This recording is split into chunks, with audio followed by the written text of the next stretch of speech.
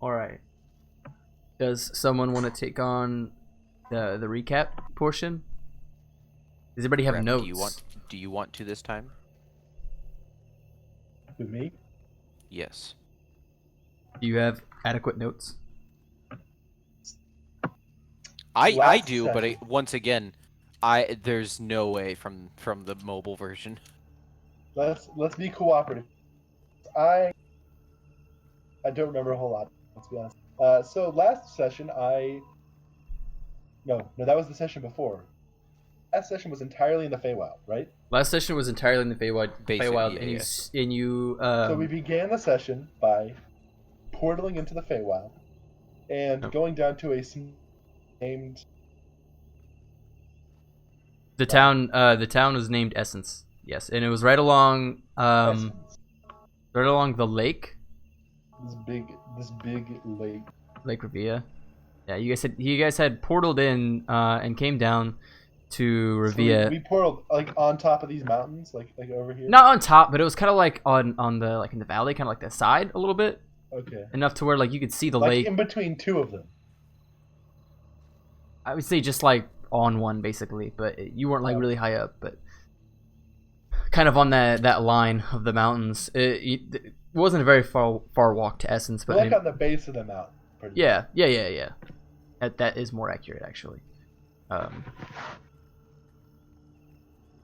yeah, you made your way to the town, began asking questions about what was going on. And then we encountered a bartender. Yes. Who mentioned that about a week and a half ago, some people had come also asking about what were we looking? The City of Glass. The City of Glass. Yes. And to which the ultimate goal is this artifact called the Worldhammer is basically what you guys are trying to get your hands on to bring back to Felix Thibodeau. And that's really weird because Felix hasn't sent anyone recent enough that they would have been here during that time. So then an old man comes up to us while we're sitting at the bar, and he also mentions the City of Glass, like he had heard of it, and it's like very. He said it's very the old man. Old. So the bartender wasn't able to give us any info. Yeah, and the old man overheard the conversation and then brought it up.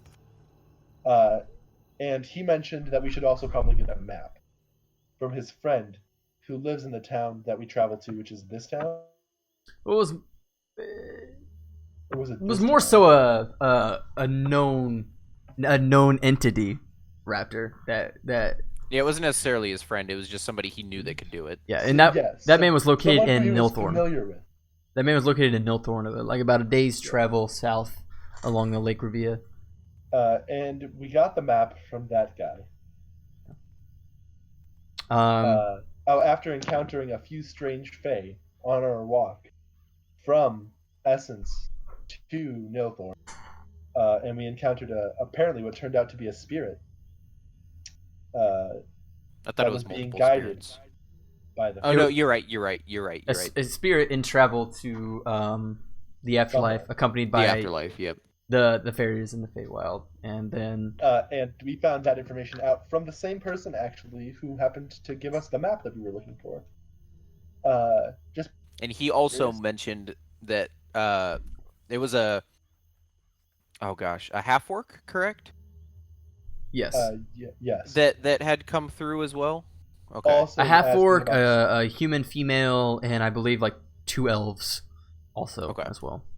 Yeah. So there's a lot of people looking for this city all of a sudden that we really don't know who they are, which is problematic. Yes, and concerning. I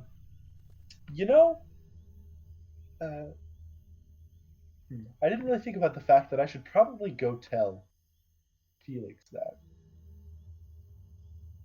Go tell Felix? Wait, you can only travel once per. Was it teleport once per day? Wasn't it? It is once per day. But that's something that you could do. I don't think it's important right now. No, but you guys had made your way down the path into the fork in the road, essentially to Ashland and Dellriven, and you kind of had. And Dellriven is where the associate of the old man that we met lives. Yes. The The guy that supposedly knows about the Knows City of about the Glass. City of Glass. Yes. Yes. He suggested we go to Nilthorn specifically for the map. Nilthorn we for the can map. Get there without getting lost. Nilthorn for the map, but the man had talked to you about Maester Nim and Mr. Nim. Stenwolf. And Yes. Stenwolf, not Dellriven. Stenwolf, not you're right. And that's not this Dellriven. place? No. Stenwolf is right was here. further north. Oh, yeah. I remember. We got to track under and go over and all this shit. Yeah. So this is where you guys are currently. Nilthorn was the cartographer. Yeah, so we went down here and then we came. Stenwolf was Maester Nim. And I don't think there's any other information besides that. And sorry. Forgot to mention Kenny, Oh yeah. the Kenny. fucking legend. Yeah, you guys had acquired a horse and carriage and all that jazz. Kenny, the psychic horse.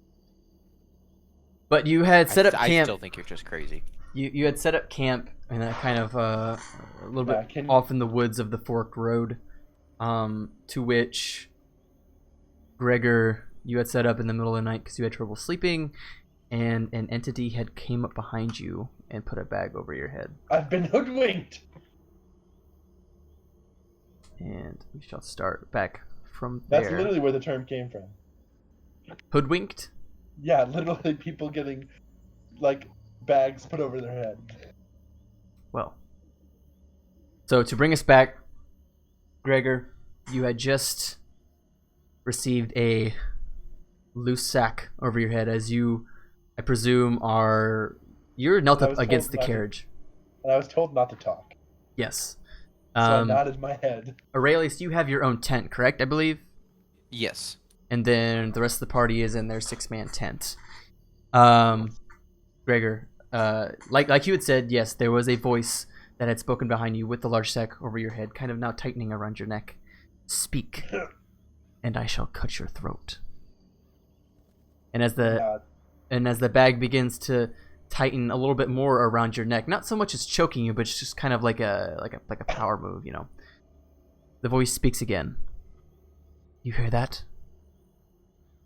And in the silence of dusk, howls can be heard in the close distance, piercing the air and echoing against the trees. Nod. Timberwolves, the size of your horses. You must be quiet. I assume you aren't the only one here. The only one awake. At least. Let's keep it that way. If I sheathe my blade and give you sight, you won't yell for your comrades, yes? Because if you do, we are all dead. Shake my head no. I won't. And I kind of shrug. Because I don't know if anyone else is awake. Okay. To your knowledge, no. You haven't heard any sort of rustling from the tents. Or anything of that sort. But from a deep black to the forest around you, you're finally able to regain your sight. The cold metal blade lifts off your skin and is audibly heard being sheathed. Before you're able to turn around, the figure steps off the carriage and makes his way around towards you. And before you could speak to him, he interrupts you. Who are you? And what business does a dwarf have in the Feywild? How loud is it safe to talk? This level is fine. This figure you see standing before you is a tall, dark, gray skin, black robes. You can barely see his face. But he's about 6 foot tall. My name is Gregor. And my companions are in the tent over there. The tent over there. Well, that's all. They're in those two tents. Yeah, but what does a dwarf have any business in the Feywild? Especially around these parts. We're going to Stenwolf. Stenwolf? Why? Yeah, I know, we're really far away. We're looking for a guy named Maester Nim, if you're familiar. I don't know if he's popular. No. Can't say that I have. We're just looking for some information. Information on what? Yeah, well, I guess I don't really have a choice but tell you. We're looking for a place. city of glass? Yes. Don't really have a choice but to tell you. Because you could very easily kill me, I'm assuming. Can't say that I've heard of it. But I've lived in these woods for quite some time. That's kind of why we're going to Stenwolf.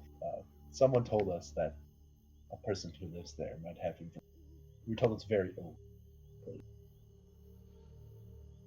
Kind of takes a step back. Howls in the distance begin to grow louder. That doesn't sound good. So you're looking for the city of glass. Yeah. Can't say I've ever heard of this city, but what's there? We're looking for a thing. We don't quite know what it looks like. Yeah, we do. Shh. Sorry. I'm asleep. It doesn't matter. We were just told to gain information about the city, and hopefully, something in the city could lead us to an artifact. We're not quite sure where it is, and the information that we have is very vague, so we're not aware of what it could look like.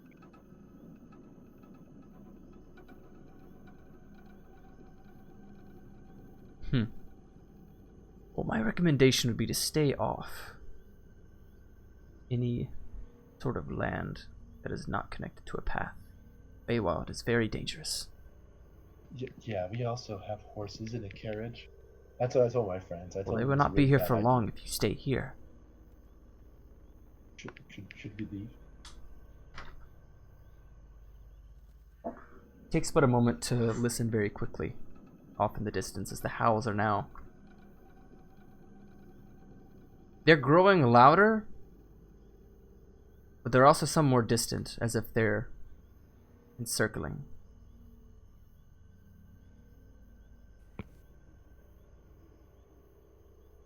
Is it worth it to try to run away, or are we pretty far?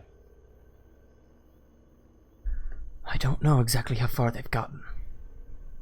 I saw them about 10 miles out. They could be headed this way.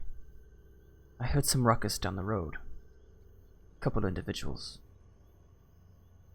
But, and again, Timberwolves all smart. Did you happen to see what they looked like? Or what race they were? A couple elves, a couple humans. I'm not quite Did sure. you happen to see a half-orc? Half-orc. I've never seen a half-orc in the Feywild in all of my life. But then again, I've only been here for a few years. There are some people we were told to be aware of. Who? We don't know their names. There's a half-orc. What else did you say? 2 elves. A human. Not the likes of which I've seen out here. You're the first I've seen in a while. Regardless, wolves may be coming. I suggest you get your merry band of travelers out of these woods as quickly as possible. What's your name? I already told you. You forgot. Gregor. Gregor what? Jade Brew. Well, Gregor J. Brew. I suggest if you don't want to be ambushed by these wolves, you'll get back on track and move your band of travelers to the next town. The sounds of howls. Probably about less than a mile out. Or I'd say less than a mile, less than like half a mile out. Okay, time to go. Thank you, mysterious forest person. Thanks for the help. Now I'm gonna go wake my friends up, and we're gonna leave. My name is Magnus Rossi, by the way. Oh, thanks. Just call me Magnus. Hope to see you again. Thanks for the help. Now I'm gonna go wake them up. Alright. And as you quietly wake them up. make a stealth check, or what?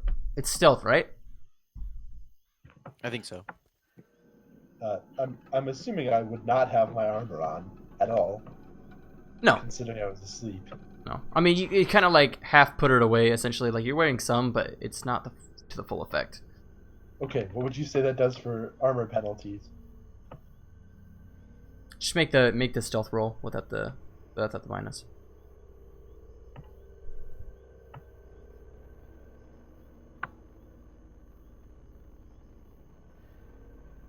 No, it's not stealth.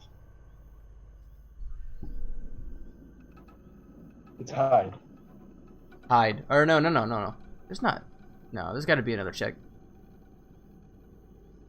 Move silently. Sneak. That's what it Move is. silently. Silently, there Move we go. silently. Yeah. Fuck. There it is. Okay, so I got a +2.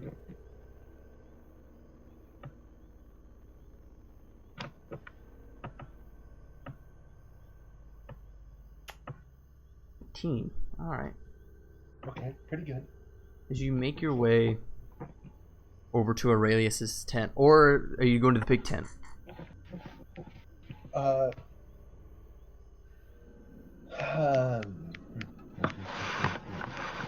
Thank you.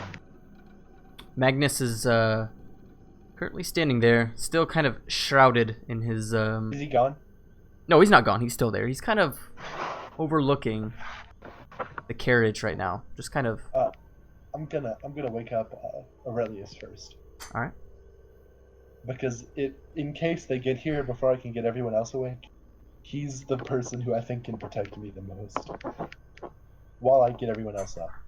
As you make your way over to Aurelius's tent, all but probably 5 feet away from the large 6-man tent where the rest of the party is sleeping, Aurelius, you are awoken somewhat violently by the eagerness of Gregor.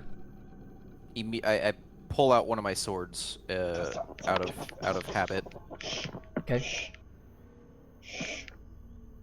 Aurelius, What are you doing?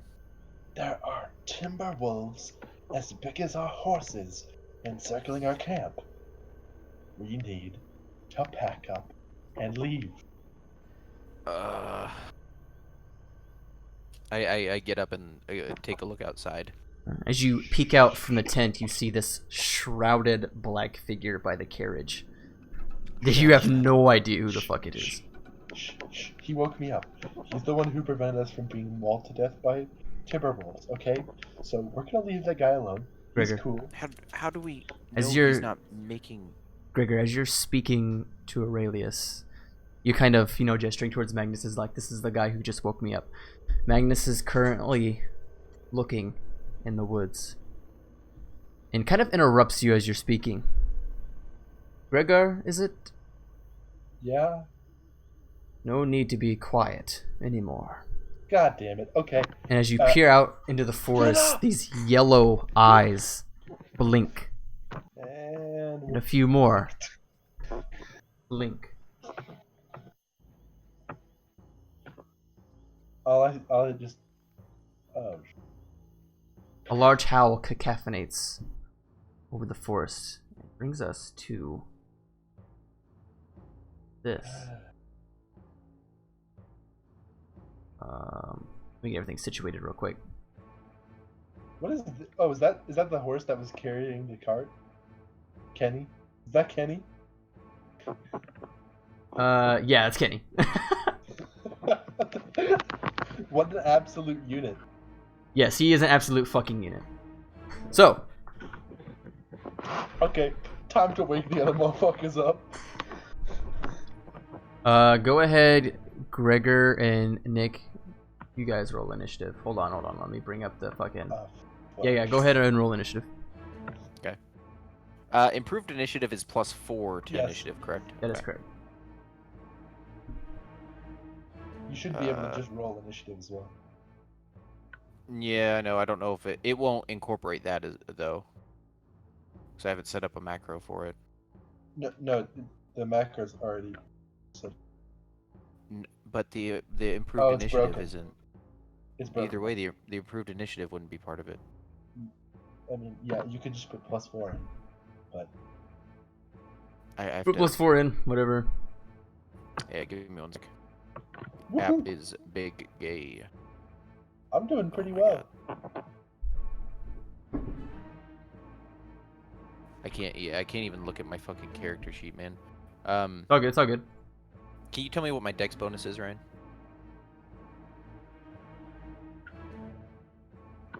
About a few. I could roll for you.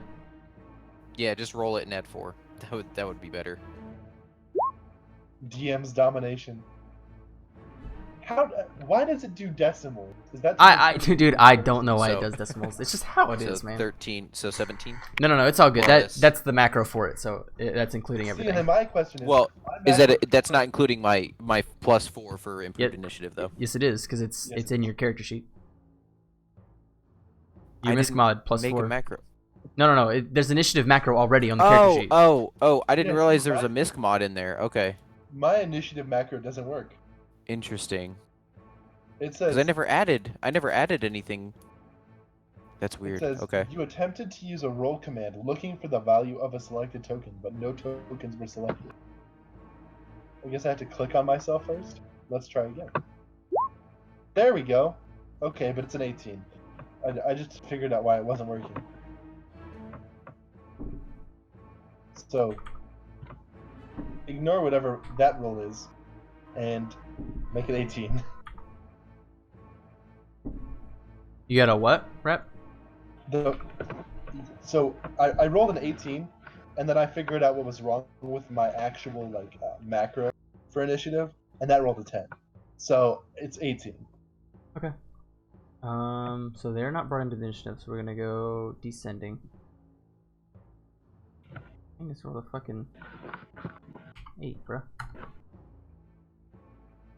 All right. You can modify my initiative, right? So change it from 10.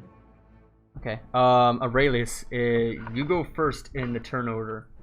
Whatever you like to do. Okay. Let me see if I There can we take a go. look at what's going on. Did that work? Did me putting 18 actually change it or not? Yeah, you're good. Wait, you got Alright, 18? So I'm going to. Yeah. The fuck? Yeah, the 10 was a fuck up. Okay, whatever. Just go ahead, Gregor. Sorry, Nick. No, Rab- you're Rab fine. doesn't know how to I'm work just...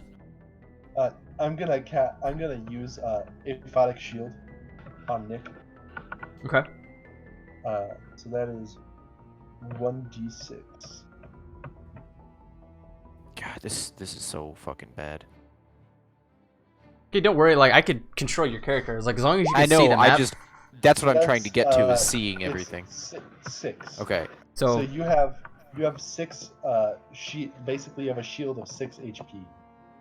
yeah. So currently, Nick, you are in the tent. Gregor's just on the outside, and then just to your right is the big 6-man tent, and directly in front of the tent, about probably 20, 30 feet, is the carriage with Yeah. Magnus, and then you get 2 Yeah, wolves I kind of over by I him. can see now. Yeah, Okay.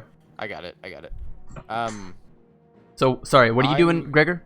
I used my new shielding ability, Aphotic Shield on Nick.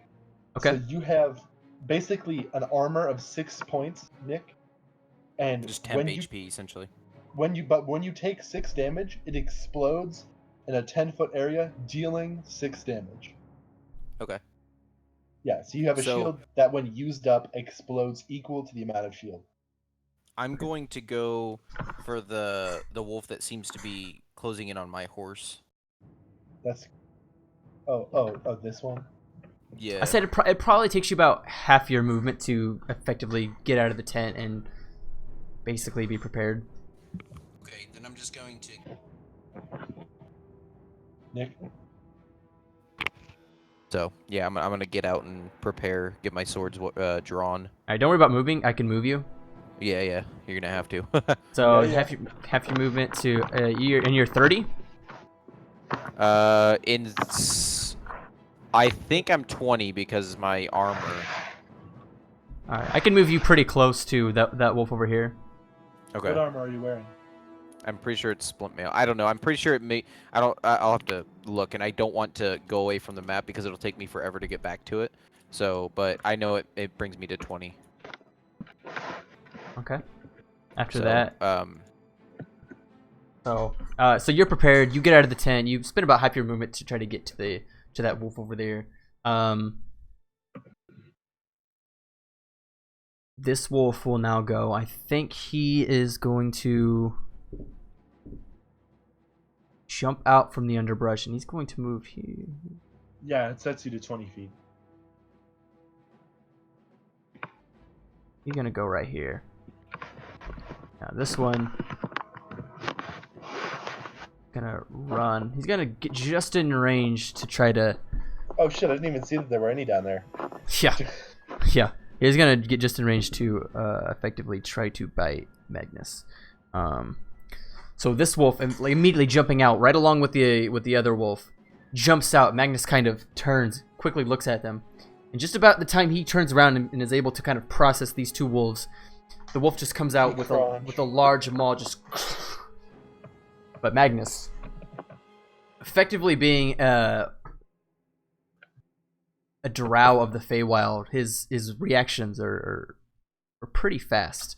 And fortunate for him, he's able to kind of dodge out of the way at the last second.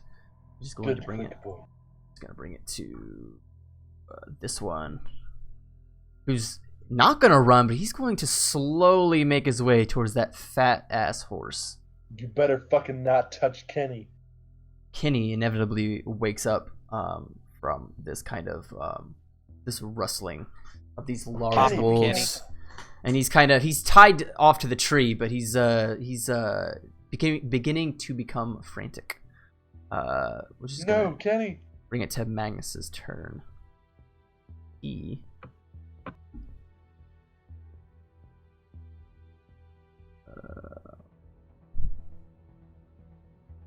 see. I wrote so much for this session. I was like, what does he have? Who, me? Ooh. No. Or him? No. Magnus is going to unsheath the two daggers that you had once felt against your neck, Gregor, and begin to slash at the underbelly of this wolf.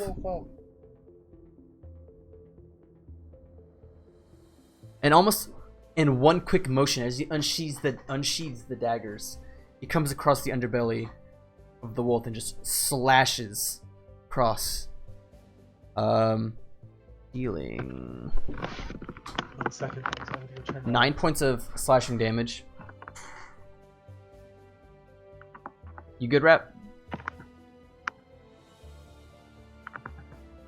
Either way, this wolf rolled a nat 1. This wolf is also going to slowly make his way to that horse. Kind of teeth gnarled, foaming at the mouth. Gonna bring it around to your turn, Gregor. What did I miss? You're good. Magnus attacked the wolf. So this wolf right here is coming up to Kenny, and this wolf is coming up to Aurelius' horse. Fuck this guy. Oh, it's my turn? Yes. Oh.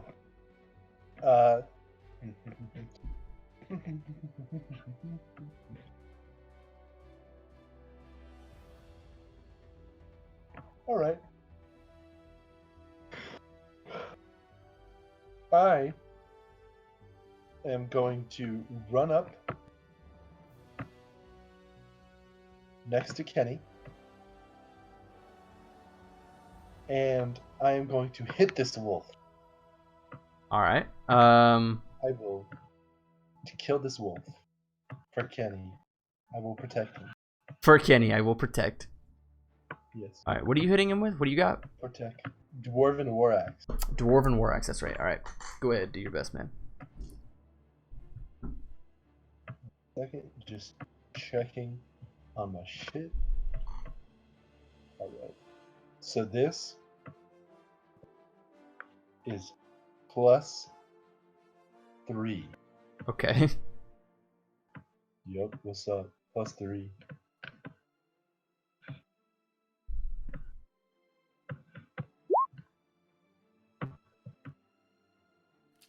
$14? No, 11.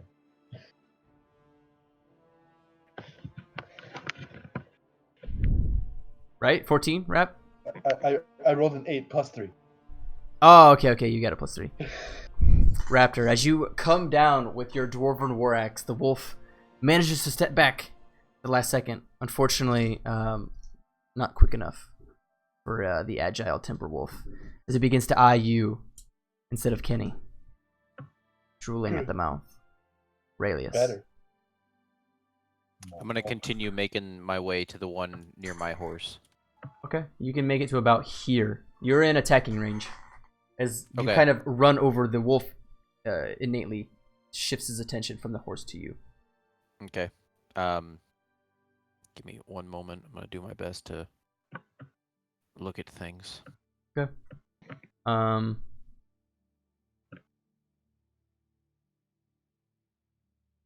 Okay. Short Okay, sword, I think I got it javelin, now. spike chain. Oh, there you go. Okay, you changed it for me. That's awesome. So yeah, I'm gonna swing with both my swords. Since I have 2-weapon fighting, that brings it to what, a -2 now? Since they're light Yes. weapons, Yes. -2, -2. Yes. Okay, so my overall. Give me one sec. Let me go back to stats. So strength would be a +3 for that. And then my base attack bonus is 3 as well, so that's 6. Mhm. So it'd be still on a 4, +4. The 2 attacks at a Cool. +4. So Ah, shit, I fucked up. That would have been a 12, but I don't think that would have mattered. All right. Okay, let's see. Can you roll effectively? I can roll like a regular d20. So Okay.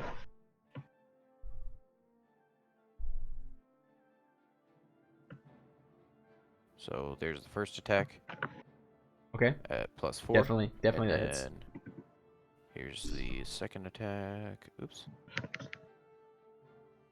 Oop, that's the wrong slash.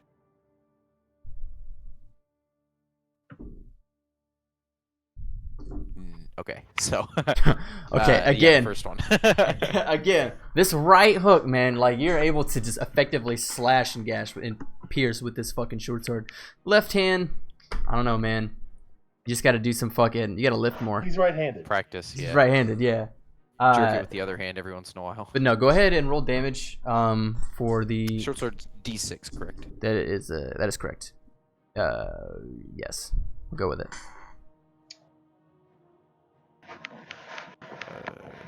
D6. And this is plus. It's a D8, by the way.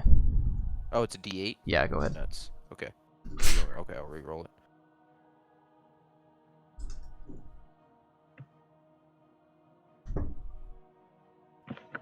That's infinitely better. hey, that's not and bad. then +3. +3, 8, 19. Okay, so as you come around with that right short sword, you're able to slash it across the fucking, not the thigh, but the arm portion of the wolf. Again with the left hand coming around. What's that, Aren't they Greg? all technically thighs? Technically, I just don't think you would call them thighs. The arm. We'll go with No, the. they have different words. It's Yeah. I don't know what you would call it, but you're right. Effectively It's close enough. I know what you mean. slashing them. I know. Yeah, I know what you mean. Yeah. But then again, the left sword comes around, and the wolf is able to adequately react to that second hit. It's bad. Yeah, just Bad bad. with that. 11 points of slashing damage to that one. Brings it around to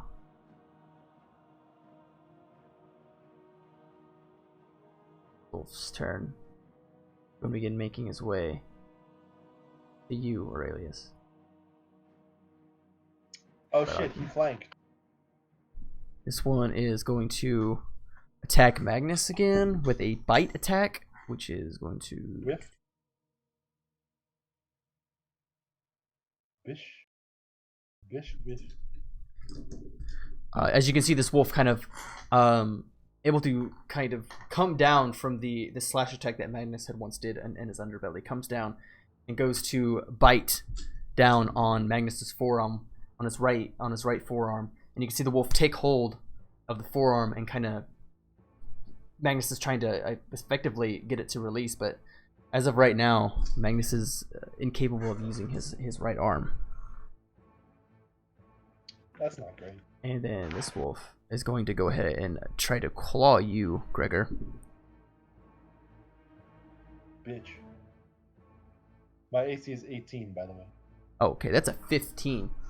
So this large hunking wolf begins to come down on a claw, and this is all kind of, since it's so large, it's almost moving in slow motion as you can kind of adequately react to kind of step off to the side and then move back. The horse just a tad bit closer to you currently. I reject it with my shield. Get out of here. Magnus looks over his left shoulder and immediately sees the other wolf kind of coming towards Aurelius. He's going to attempt to take that one instead and almost turns back. That is a fucking crit. Hell yeah, Magnus. Oh, Okay. I hoped he was gonna stab the one who had his arm in the eye. That's what I was hoping was gonna happen. Oh, no. Not yet. No, those He has wolves eat that his arm. He's kind of almost effectively taking on 2 wolves right now. Dealing another Sounds like a 10 points of piercing damage in the hind leg of this wolf. The wolf now turns around and is looking at Magnus. different version of a very inappropriate video. 1 man, 2 wolves. Or 2 wolves, 1 man. The wolf that you're currently on, Aurelius, is going to attempt to bite you with a not so good roll, and immediately you're able to just kind of block it with your short sword as it tries to come down. That was not gonna fucking hit you. Parry them tooths. Yeah, exactly. Gregor. Tooth parry. Let's try and hit this man again. I swear I'm gonna fuck this wolf up because he's mean. Because he's mean. He's a big meanie. Yeah, there you go. 13. What about that one? 13. As you bring the battle axe down as best as you can, attempting to shield, put yourself in front of Kenny so Kenny is not in harm's way. The battle axe comes around. How are you hitting this wolf? Are you hitting them from like the side or up top or like? Yeah. I wanna. Because you definitely hit, but how are you hitting? Between me and Kenny. So I'm swinging kind of like this direction because I'm assuming Kenny is going back towards this direction. As best as he can. He is tied up though.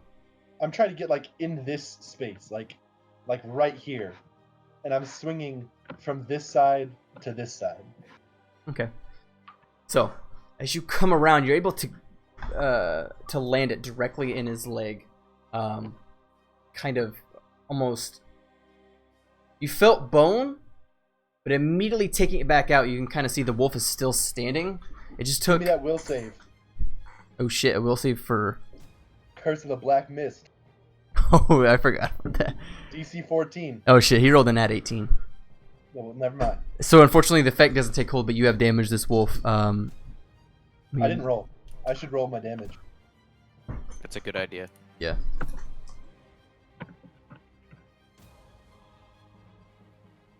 What is it? What die is it? The 3. No, but D12. the Dwarven War Axe? I believe so. Oh. Let's Me, roll that D12. I need to get me some of those. Fucking hell. Is it a 2-hander? It says 1d6, guess- but I don't think that's it. I don't think you changed it, Rep. No, it's not 1d6. It's we'll just go with 1d12 for now because you didn't change it, but I'm pretty sure it's 1d12. 9 damage. Okay. Is that a one-hander or a two-handed weapon? It's one-handed weapon. Yeah. I was gonna say that's a war axe, which means because a battle axe would be 2. I ain't get me one of those. Damn. You need Fucking exotic weapons. D12. Yeah. You need exotic weapons to use it. That's fine with. I'll fucking get it. I mean, it might be a So D8 or a that's- D10, but I may be 11. confusing the war axe versus the battle axe, but either way, Raptor, as you come around and planting the now you got me confused. It's war axe, right? Dwarven War Axe, yes. Dwarven war axe directly into the side of this wolf, and like I said, you were able to kind of feel bone, and taking it back out, you've noticeably crippled this wolf. However, it is still standing. Aurelius. Yes.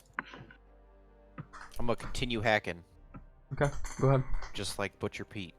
Me, Future reference. He's hacking it, It's wagging a D10. smacking it. D10. All right, cool. So, it So, would have only been one less to hit. so that is a 17. Okay, that's it. That is a hit. And that is another good. So, can I roll just 2d8? Is that how that? Does it let me, or do I have to roll them individually? Because it's a 13 Yeah. and a 16. Slash roll 2d8. Plus 4. Oh, okay, cool. So, slash R 2 8. Plus 6. And this is Or plus 3. Yes, plus 3 each, so plus 6. Yeah, it'd be plus 6 total. Oh yeah, okay. Damn! God fucking damn! What? Holy Max shit! again? 2 God 8s. damn. 2 8s. So yeah, 20 fucking 4. How do you want to Or eviscerate this 22, wolf? 22, sorry. I'm fucking. Remember how Anakin cut Dooku's head off? Yes. That. Okay. As you look at in the eyes of this wolf, kind of looking at your horse and then back at you, peers down at the damage it just took from your short sword from the right hook that you had given it. And as you lean closer in one quick motion, almost as like when Magnus had unsheathed the daggers and cut the underbelly of the wolf over there, from that same motion you're able to draw, not necessarily draw, but take the 2 short swords and just in the head Big of old hit. this large dire wolf, timber wolf creature Scissor cut its falls head to the ground. Damn, max damage. That was Yeah, that was fucking pretty impressive. nice. Shit, you got quiet as fuck. Wait, off. Nope. that's There my we go. bad. Is it better? Yeah, I think I Oh. might have turned down the mic or the sound on my headset. Either way, this is. Oh shit, this guy is fucked. I will do that instead. He has been fucking. He has been fucking. Yes. So that will bring it around to this wolf's turn. He's going to attempt to bite Magnus on the shoulder. Wait, the one that already has his arm? No, this one. Oh. This one has his arm. Magnus had stabbed with his left arm into this wolf. That wolf is now turned around. He's going to attempt to grab the. Sorry, not shoulder. The other arm.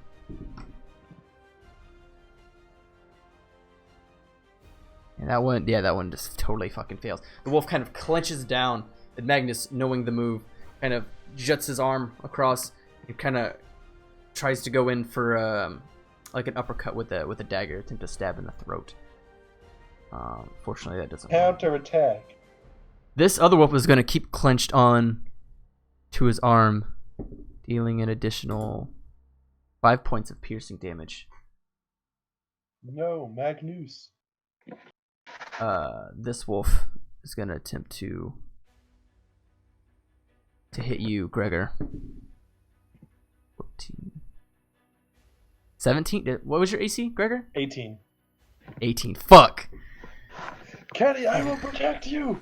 As he kind of goes in for the clasp on your arm, you're able to pull back. Dwarven war axe ready for another strike. Magnus is going to take another blow at that wolf, dealing 4 points of piercing damage to the other leg of this wolf. That wolf is dead. Brings it around to you, Gregor. Woohoo! Fuck you! I'm gonna protect Kenny! The other guys are now going to join in as this They're waking commotion. up, finally. This commotion is waking them up. I will do straight rolls for them because I don't care. Ah, penis. Fuck! I missed. Aw. Sad. Jesus, they're rolling trash. Okay. Of course, Nobody Ellen- does awesome when they have to be NPC'd. Yeah, no. Just gets the rules. I think I missed. Would you roll? 12. 12? Yeah, just unfortunately, as you come down, you just barely miss. Come down with the Dwarven War Axe just over to, like, sort of the right side of the wolf, just barely missing him. Aurelius, having just eviscerated the throat of this Timberwolf, you look behind you and you see Magnus taking on these 2 wolves, one of which has his right forearm. I'm gonna go after the one that has him locked up. That is this one, by the way. Yeah, that is the one on the Yeah. far side. Yep. So I can still get to it, can't I? Without they invoking can an attack attack of. Am I? Fuck. Yeah, it's a little far. Unless you, like, Yeah, no, it's not. I would just. Sorry, I can't. Oh, there we go. There we go. Okay. You're You right, could because I also would leave flank its it. occupancy. So yeah, I'm gonna flank the one closest to me, Okay. and then So go for it. That would mean me going here. You can flank it Yeah. from right there. Yeah. Well, Okay. I don't know So the exact rules for flanking. it's essentially as long as you can. It's the same as any other, right? As long as you can move Yeah. like a straight line through I mean, it and touch another character. Yeah, technically right here would be flanking, I think, but that's Yeah. fine. You can make it to there either way. Okay, cool. So yeah, I'm gonna do my good old double slash because that seems to be working. I don't think I need to go for the power attack or whatever it is. That gives you +1 to hit. Cut his fucking butt off. Cut his fucking butt off. I'm gonna take this tail. Chop his entire tail. Slash. I can just Maybe it'll give you a weapon. R2d20, so that make it easier. +1. Or technically. Ah. Oof. Ah. Well, I got one still. So Roll a percent. I didn't realize it combined them. Okay. A percentile. Okay. Yeah. How do just roll like RD100 D100? Yeah. Hopefully you don't run a little bad. Otherwise you might chop our 13. head to pieces. Okay. That was close. All right. So 18 definitely does hit. You said you were gonna try to take the tail off? No, I'm just going to kill it. Okay. Also, That was just a wait, joke thing. That is technically a 19, by the way, because of the flank. Okay. If Yeah, that matters. I gotta look up flanking rules, but From what I remember, it's just +1. I don't know why I just rolled another D20. I meant to do a fucking D8. as for now, go ahead and roll damage on the first attack. The second attack just absolutely whiffs, and you can feel the short sword. Excuse me.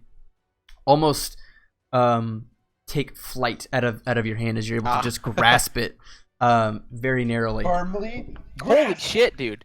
That's the fuck? the fourth fucking. That's the fourth Alright. max damage in roll. a row. Alright. Jesus. Hacks. Mobile hacks. Roll another I'd be D8 real surprised quick. if Roll that- another yeah, D8 real let's- quick. Let's see. See what's happening here. R. Mobile hacks. Mobile hack. Oh, Okay. Okay, there we go. No, Okay, it's what the fuck? legit. Okay, it's all right. I toggled. Yeah, he toggled. Yeah. All right. So So yeah, 8 plus 3, so 11. 11 points of slashing damage to the back of this The wolf. The butt. The wolf Butt butt. slash. Sounds like a special attack. Butt slash. Brings it around to this wolf, who's going to audibly howl off in the distance as you stab it in the back. And as this wolf kind of howls in the distance, kind of echoing off the trees, you hear soft howls in the distance. Fuck. Guys, I need backup. This wolf is going to turn Guy around. just stabbed my butt. Time to go. He's going to turn around. Yeah, okay. So the howl is most of its turn. He's going to turn around. Okay, so this wolf is going to kind of focus on you, Aurelius. Vigorously. Do it, boy. This I'll wolf stab is you in going the to butt again. continue for an additional 7 points of piercing damage on very Magnus. spiky Still, tongue. still holding his forearm. The wolf over by you, Gregor, is going to go in for another bite. Stay behind me, Kenny. He rolled a net 18. So as he comes Nice. down, he's going to come down on your left forearm and attempt to kind of take you. So that is oof. 9 points of piercing damage Oh god. as the teeth come down around your forearm and kind of what the fuck word am I looking for? Stop you from basically using your left arm. I think the war axe is in your right, correct? Yeah. Okay. A shield's in These that wolves arm. just fucking bite and lockjaw. You have a shield? Yeah. All right. Yeah, so the shield arm is effectively not able to be used currently. This Which brings, wolf must have a really big mouth. it's large class wolf. The size of your fucking horse, if not a little It's bit a bigger. horse wolf. Managed to fit my entire shield inside its Crap. mouth. You know what a dire wolf is, right? No, Yeah. it's It's like a wolf, except it's dire. Magnus, getting really pissed off at this wolf that has his right form, is going to come around Stab in the eye. Stab. with the dagger. He's going to get advantage on his attack. He's going to attempt to plant the dagger in the head. That's a nat 19. As you can see, Is that a crit? No, it's not. Aurelius, you can see Magnus kind of being held by the form as he comes around and implants the dagger directly in the wolf's head. Mm-hmm. The wolf lets loose its grip and begins to slump down. Kind of immediately stopped in its tracks. Yeah. Fuck, I always go to that. Ka-ching. Right, Nick? Gildroy is gonna make his way the fuck out. What the fuck is going on? Essentially, is what he would say in this situation. How, how. And Aurelia and Elwyn expend half their movement to get out. And they're just gonna kind of take on, I guess, look over the situation, see what's going on out here. Shit's fucked. Gregor, your turn. Okay. So, I'm gonna try and kill this wolf. Go ahead. You most certainly can. Try. And make an attempt on its life.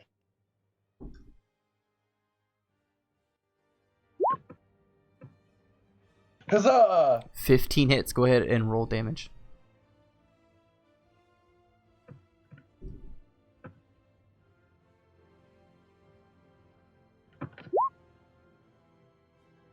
Ten. As you come down with your dwarven battle axe for another time, how would you like to eviscerate this fucking wolf? Since it has my arm in its mouth, Yeah. I just want to chop its snout off. Its snout off? Yeah, as soon as I could hit it far enough away so I wouldn't chop my own arm off, and chop its mouth off. Okay. As you kind of maneuver the wolf in a position that is most appropriate and most comfortable for you, you come around with your dwarven war axe, slicing through the mouth of this giant dog like butter. And as the wolf steps back, blood gushing out from the face, you can hear kind of like an attempted howl, but more so of like a gargle of blood as it begins to choke on its own blood. For flavor, I'll let you go ahead and have another hit in if you'd like to just totally end it right now. Yeah, just right straight, in the middle of the face. In the middle of the head. As you begin to look at it, the snout still kind of grasped onto your form as it begins to loose form and just fall off. You come down with the dwarven war axe. It gets about a few inches in there before the skull is able to stop it. But the wolf immediately tenses up and falls over. Don't you fucking touch Kenny. All for Kenny, man. Aurelius, your turn. Alright, so now... Kenny's gonna become the MVP of this party. I'm telling you. Do the look again. Ugh, there we go. So I'm going to just continue wailing on this one in front of me. Okay. Give it a fucking... There we go.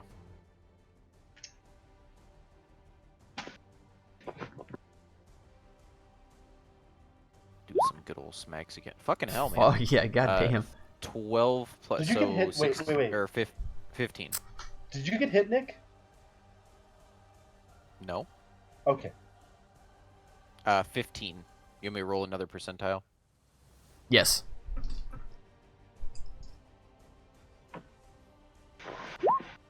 $55. Alright. So you managed to hold on to your short sword. A 15 does not hit though, does it? A 15 does hit, yes. Go ahead and roll damage good, for okay. that. Effectively, how I'm looking at it is your first attack is your main hand, and second attack is your offhand, so it would have been really bad if you had lost that main hand weapon. But Yeah. I mean, I could have just put it in the other hand, but this is true. I still would have lost a weapon. I almost rolled another d20 again. Ah, there we go. My luck has run out. I mean, when you get 4 in a row, like... Yeah. Like, there's It's only gotta so end. much that can happen. Yeah.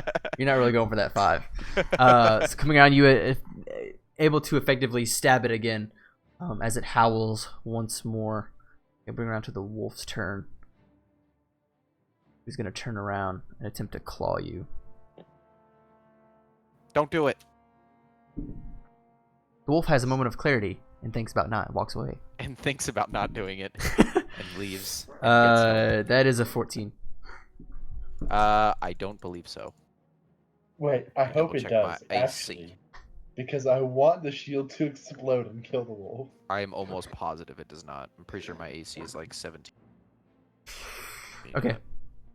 If I could check, I would, but it's being weird. It's all good. I don't think that hits your AC anyway. I don't think so either. But Your I still wanted AC to is use it. 16, I think. I wanted it to so bad. I've written down a 16. Anyways, as the wolf kind of comes up on its hind legs and begins to come down with a claw, it brings it to Magnus's turn, in which case he's just going to kind of do that same move and slice the Achilles tendons, or attempt to, anyway, of this wolf. That's a nat fucking 19, dude. My man is a legend. Thanks, Magnus. What a boss. So double plus flank. You say Magnus, all I can think of is the fucking Primarch from Warhammer. 18 points of slashing damage as he just totally eviscerates the fucking Achilles tendon of this wolf. And the wolf kind of basically at this point is putting all his weight on the back legs. And you effectively see the legs kind of bend inward. A maneuver that does not look very comfortable. And the wolf kind of comes down and is only able to support itself with the front legs. Gilderoy. I don't even think he has a fucking weapon. Just so you know, Ryan, I'm pretty sure eviscerate means like disembowel. Yeah. Eviscerate does mean removing internal organs. Like organs and stuff. From my understanding, I thought it was just like desecrating something. No, evisceration is being maybe disemboweled. maybe I'm thinking of desecrate. I think you're just thinking of that word. Yeah. Possibly. Either way, totally just destroys the Achilles tendon. Yeah, it's not a big deal. I just thought I'd throw it out there because somebody, if they see that video, disembowel will say it. Or deprive something of its essential content. Essential content. Yes. I'm gonna fucking unknown disembowel entity. this taco. Yeah, dude, I'm gonna start using eviscerate in much more, many more sentences now.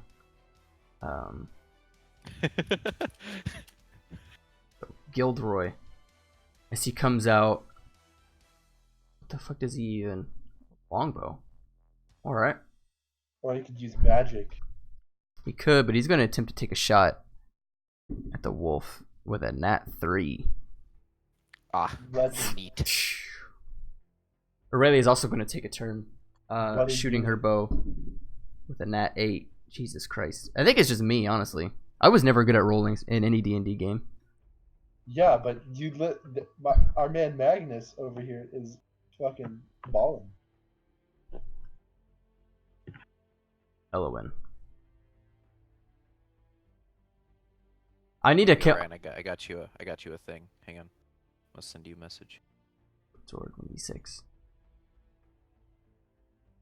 Where is Ryan Rogers? There he is. With a nat 3. Fucking hell. I keep thinking There you of buddy. Magnus Carlsen, the fucking chess champion. Or as I prefer to call him, Carl Magnuson. Carl Magnuson. Oh, I remember that. Fucking code. Oh, you guap like that. Gregor, go ahead. It is your turn, because I fucking... What's up? I didn't roll anything below a 9 on any of their attacks. Okay, so can I make it to that wolf in 20 feet movement? I don't... You can, if you move in front of him. So if you go 1, 2, Yeah, 3, 4... wait, hold on. You were right here, right? yeah. 1. So 5, 10, 15, 20. 20, 25, 30. Are I you, don't have 30 you, foot movement. oh, you don't? I have 20. Oh, no, you would not be able to get there then. I'm a dwarf. You do, I'm you a do- I'm big a short. slow boy. Yeah, you do not get there. You trying to get as close as possible? Yeah. You move right there. I'm. Dwarves specialize in bad ideas. So I'm gonna throw my axe at it. You're going to throw your make a ranged attack. A straight Never throw your weapon. Straight Son of a bitch. D20 with a dex mod.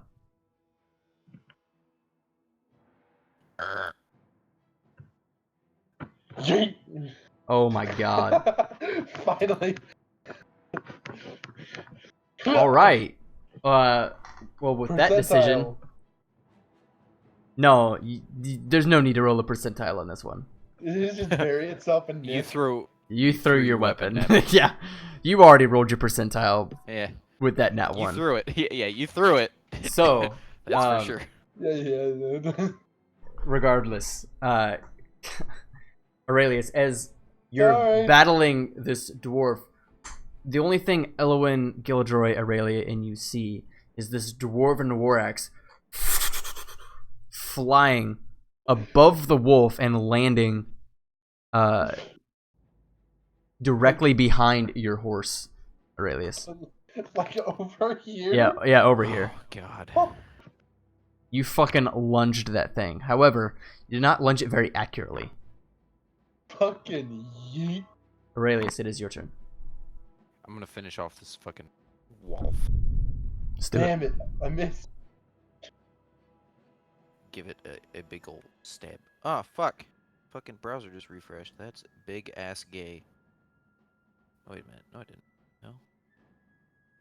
You want me to roll for you? No, I should be able to get to it. Don't kill it. Don't kill it. I want to see it die because of the explosion of the shield. That'd be fantastic. Why is it not fucking let it? Yeah, it won't let me go back to the fucking chat thing. Just what's the bonus? I'm gonna refresh my goddamn. Ryan can roll for you. Yeah, just go ahead and roll for it, Ryan. 9 plus 3. no. Yes. 11, 12. Just misses. Okay. And the other one? Oh shit, I forgot you had 2 attacks. 2 swipes. GM is typing. 5. No. Even though you try your best to hit this crippled wolf, it's just not working out. But you don't succeed. I totally hope that this wolf's about to kill itself. I doubt as it. funny as that would be, I don't know if that's gonna happen. The wolf, kind of clinging on with just 2 front legs, attempts to howl again. As there's not much it could do at this point. It attempts to go ahead and bite you, Aurelius, but it can't even reach you. It just ain't having it. It just ain't happening. Magnus is going to, Damn it. however, he's going to make a jump check. Attempt to jump on the back of this wolf. You see, kind of, as you look out, Aurelius, Gregor, you can see it even better. But Aurelius, as this wolf is kind of half on the ground in front of you, all you see is this cloaked figure jump up and land on the back of the wolf. He's gonna 2 daggers to the spine. he rolled a 19 and an 11. These nat 19s with Magnus, dude. Might make him a permanent NPC. That eventually will betray us because good rolls. Yeah. We won't know that he's been betraying us all along because of the good rolls. With an additional 12 points of piercing damage, it just comes down in the back of the neck, this wolf, and you hear it cry out one last solitary, soft whimper. Hey, Aurelius? Can you just take like a few steps to the left for a second? Is it your turn? Are you able to? I thought you No, could everyone's talk on your dead. turn. Yeah, they're all dead. Oh, the wolf died. Gotcha. I see. Yes. I see. Aurelius, can you take a few steps to the left? For me, please. Hurry. Hang on. I can't see the map. Hold on. I'd recommend a little bit more. What do you? What do you mean? Why? Your shield's about to explode. Whose shield is about to explode? What the hell are you talking about? The shield I put on him is about to explode. After 5 rounds, if the shield takes enough damage to break it, it explodes automatically. Weird. Wait, your shield is exploding, Gregor? No, the shield that I The put spell, on the spell that he put on me. Oh. Oh, okay. What do you mean? How? What shield are you talking about? Oh, the spell that he had put No, on. It's not an actual. Nick knows. Nick knows. That one. Just Yeah, it's just going to explode. He takes explosion of necrotic energy. he takes one step back. What's the radius of that? 10 feet. That's why I told him to take it. Okay, that is DC probably going to encompass Gildray and Aurelia. The What's- DC is 10 plus Wisma. Oh, reflex 10 is 10. DC 10. So 14. Reflex save. So reflex save of 14. No.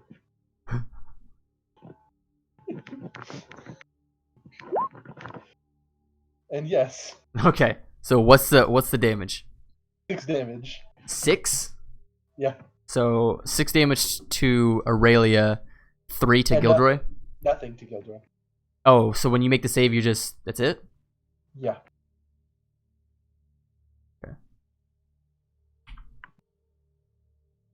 I'm gonna go grab.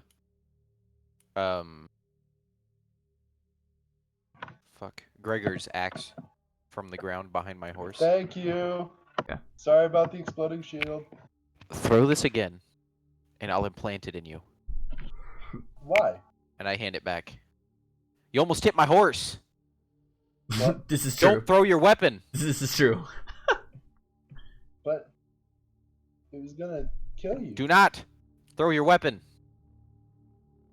Fine. I'm gonna check on Kenny. Kenny's okay. He's a little scared, frantic, I'm but gonna, he knows that the threat has been neutralized. So, I'm gonna pet him. all right. Aurelius, you see this figure that's kind of aided you in the fight. This Thanks, unknown figure Magnus. step up and kind of look at everyone here. See, I told you they were in the 10.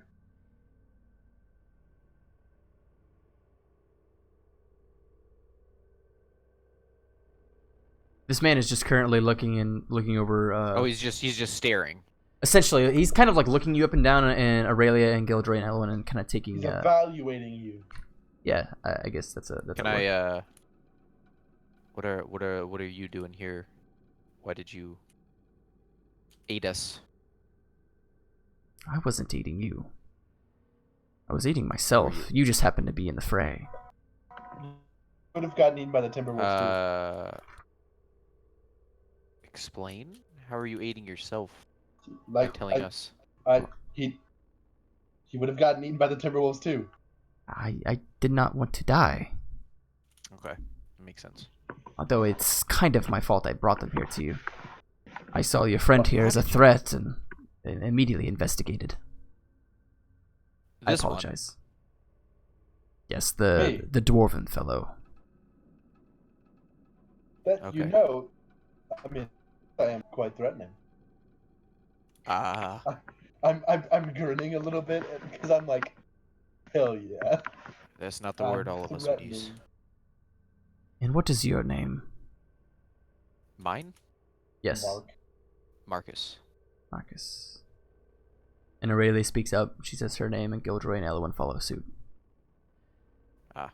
What does a human and a couple of elves have any business in the Feywild, especially with a dwarf? We're looking for someone. Yes, Gregor. He asked you, but now he's asking other entities, other unknown entities. They're not unknown. They're unknown entities to him. We are unknown to him. Yeah, I tell him that we're looking for someone. Ooh, I might know him. His name is Maester Nim. A maester. I can't say that I know a maester Nim, but I wish you luck on your travels, I guess. I do apologize for bringing the Timberwolves here, however. When I see an Well, encampment, I must investigate. Okay, if you must be off, that is fine.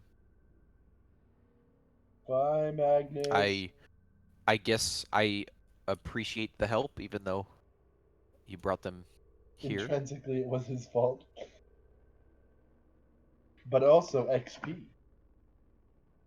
But I appreciate your help in fending them off either way. They do travel in packs larger than this. Try to get them on my trail and not lead them back to you men, but like I said, I will do my best. My recommendation that I told your dwarf over there is to get back on the path and head to the nearest town, perhaps Dellriven or Ashland. If you don't want to take on an entire pack by yourself, you're welcome to travel with us till we get to town. Make a persuasion roll. Okay. Too good. I believe in you. Skills.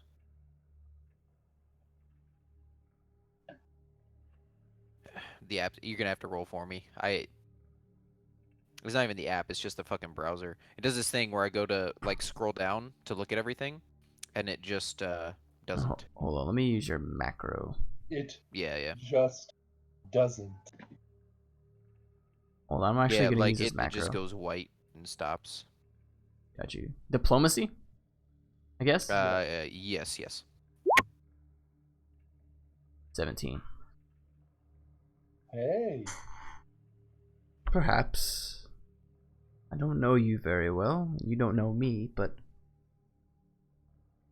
Safety and As numbers. you said, they travel in packs larger than this, and you drew them here so that you didn't have to fight them alone. I'm not forcing you by any means. This is entirely your choice. I just simply wanted to let you know you are welcome. Well, let's get going, shall we? All right, let's pack up. So as you gather your provisions, it probably takes you several minutes. Normally, it would probably take about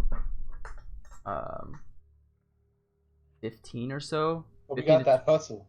You get that hustle because the howls are kind of growing louder and louder each minute that passes. Getting back on the path, however,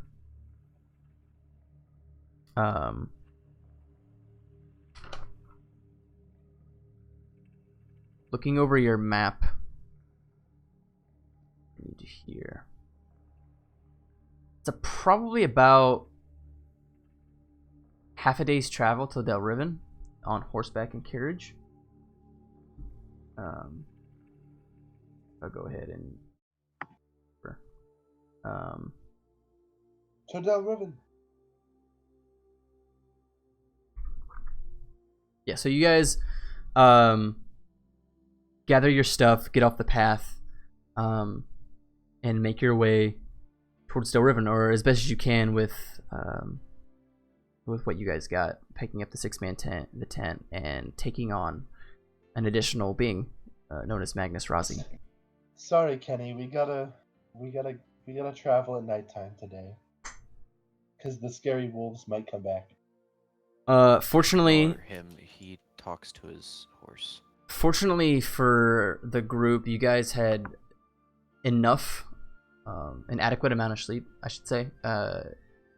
So you're not too terribly exhausted. However, making your way to Dellriven, is there any other questions you want to ask this individual? Just like about his time in the Feywilds, I guess, like what to expect and how to be a little more careful out in the wild like that. What should we look out for? Well, I would recommend staying on the path.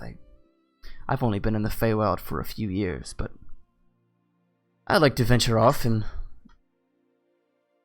hunt, I guess.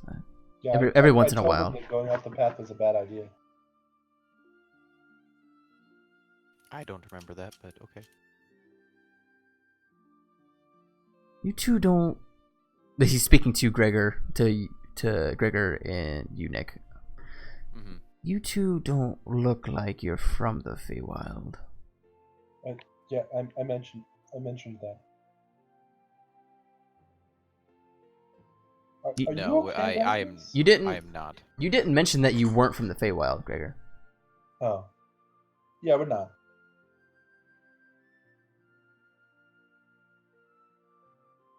But seeing that you said you've only been here for 2 years, A few years. I thought you said 2. Okay. Either way, a few years. I'm guessing you're not either. Normally. No, my story is quite boring to some. My name is Magnus Razi, formerly known as Zypher Raould, leader of the Talons of St. Lawrence, an organization you may be familiar with. I was excommunicated several years ago, against my will. Dude. What? Does that stand out to you? You could make a knowledge history check? Me? Both of you. Both of. What? Oh, Gregor, What? you would know. You would know. Yeah. I know where the towns of St. Lawrence are. Yeah. Well, sir, it's... You're I gonna guess have I'd say to, it's an man. honor I to meet you. cannot. Formerly the leader. Well, still, quite a prestigious title to hold. Also a prestigious title to lose. This is true. Do I need to roll for you again? Right. Yeah, I can't. It's all good. It's all good.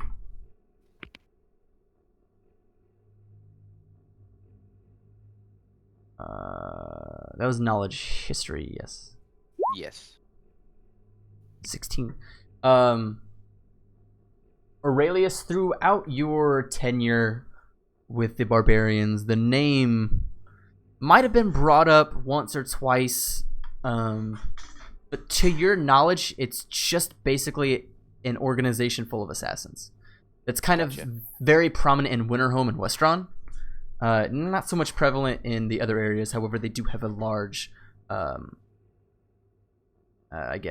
many connections throughout other parts of Mirrodin. Why But would- yeah. Okay. After I remember that, Mhm. I look to Gregor. Why would you see a group of assassins as an honor to meet? Like, doesn't seem very priest-like. I guess I haven't really mentioned what deity I follow. I follow Agma, the god of knowledge. Okay. And assorted other things, including music and some other stuff. But the organization, the Talons, is quite well known for their information gathering. So even to me, a priest, they're quite a powerful organization. That makes sense. Much more powerful 50 years ago than they are today, I presume, but who am I to say? You left 50 years ago? Well, I left on my own accord. I was excommunicated just very recently. Yeah. Interesting. Might I ask what happened? 50 years ago, as a young contract killer that I was given an assignment. It was up to me to plan and execute Jarl Olgan, the Earl of Harwick, a small town in Aladmore you might be familiar with. I knew this was a suicide mission, as did the elders of the organization. So I enlisted the help of a human, a man by the name of Aaron Akron, the city of Greatmane. This man was to carry out the assassination, while I was the one who had planned out the attack. Long story short, the assassination was a flop. Aaron was killed after a tense interrogation, and I entered exile for fear of my name being thrown around the mouths of Harwick guards. Unfortunately for my sake, the Talons eventually caught up with me, banished me to this realm forever. Interesting.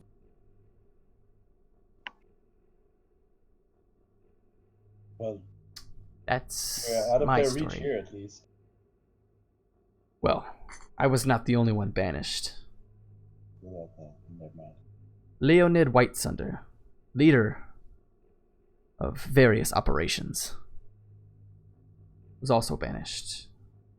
Although he was last seen on the material plane shortly before I entered exile. And then the several others, drow like myself. Was he banished for connection with the thing you were involved in? Oh, no. He was led on an assignment to capture an artifact from King Gregor, the dwarven sunken city. Do you happen to know what the artifact is called?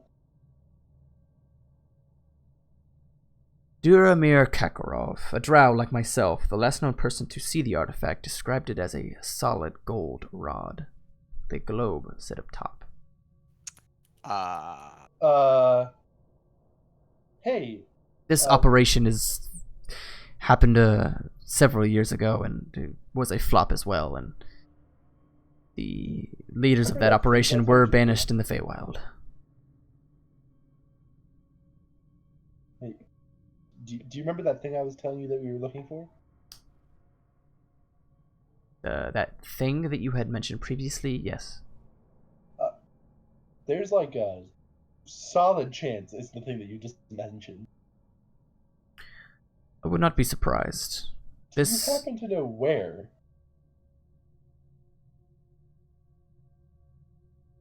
I do not know where, but I do know the last person to ever lay eyes on the object. Duramir Kakarov, in the city of Kaldar, owns a small magic shop by the name of Osmond Keep. He's been up there for quite a while now, and we're not really in touch, but he participated in that operation, as well as Leonid Whitesunder, the leader. Interesting. What a coincidence. In the year 1126, when I had joined the Talons, a colleague of mine, a dwarf, Gaskek, burly motherfucker he was, told me about such the artifact in the hands of King Gregor, the dwarven king of the sunken city Lolgrid. The means by which the king had captured the artifact are unknown, but at the time the Talons had seeked out such an artifact wielded immense power. Rumored to wield all material knowledge, I've seen it myself. The hammer itself, like I said, is around 4 foot in length, solid gold. Atop sits a globe-like spherical orb, and to this day, I still feel like I saw clouds moving under the surface of that sphere. That would make sense considering its name is the Worldhammer. It is called the Worldhammer. Yes. There are many artifacts out there. That particular one is still out there somewhere. In the Feywild? As you can kind of see this moment of clarity, kind of him kind of realizing that you're here to search for the artifact, which could only mean one thing, that it is located in the Feywild. So that also might mean that the people weren't necessarily banished.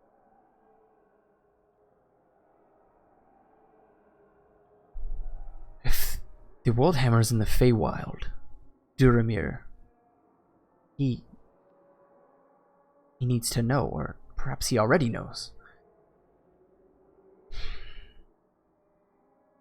The artifact being on this material plane,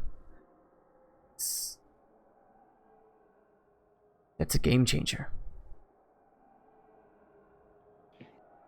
Well, it's kind of a game changer for us to know that you know the guy that also might know where it is, so...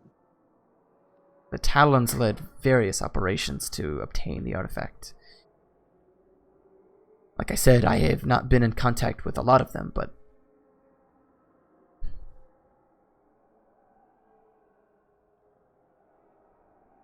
I need to think. As you can see him kind of piecing things together in his mind. Several hours later, get to better music for here. Along the pathway,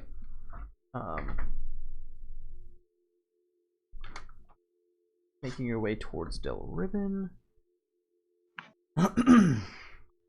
So, sticking more closely to the path, more so than you guys had before, in the event of the Timberwolves attack.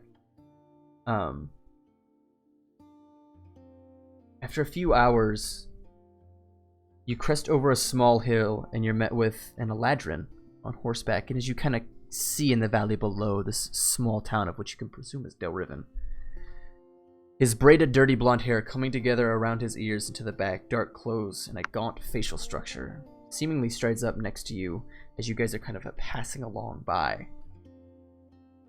He goes to speak to grab your attention. You there! If your desired destination is Dellriven, I suggest you watch yourself. The townsfolk are getting angsty down there. What about? Some Nimrods went and killed the Lord of Dellriven. They're hanging him in public. The townsfolk are getting restless. It's a shit show down there, to be honest. Few of us are leaving. We don't want to stick around for the aftermath.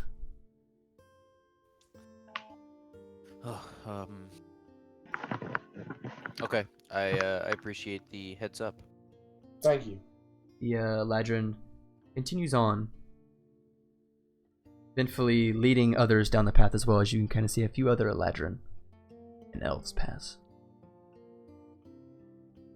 So you guys trek down the pathway towards the small town of Dellriven. The pathway kind of largely uninhabited now, as you see kind of a few people coming in and out of this the town, more so leaving. Passing the stone walls that kind of circumnavigate the city, undisturbed vines kind of crawl up and down the Fey stonework.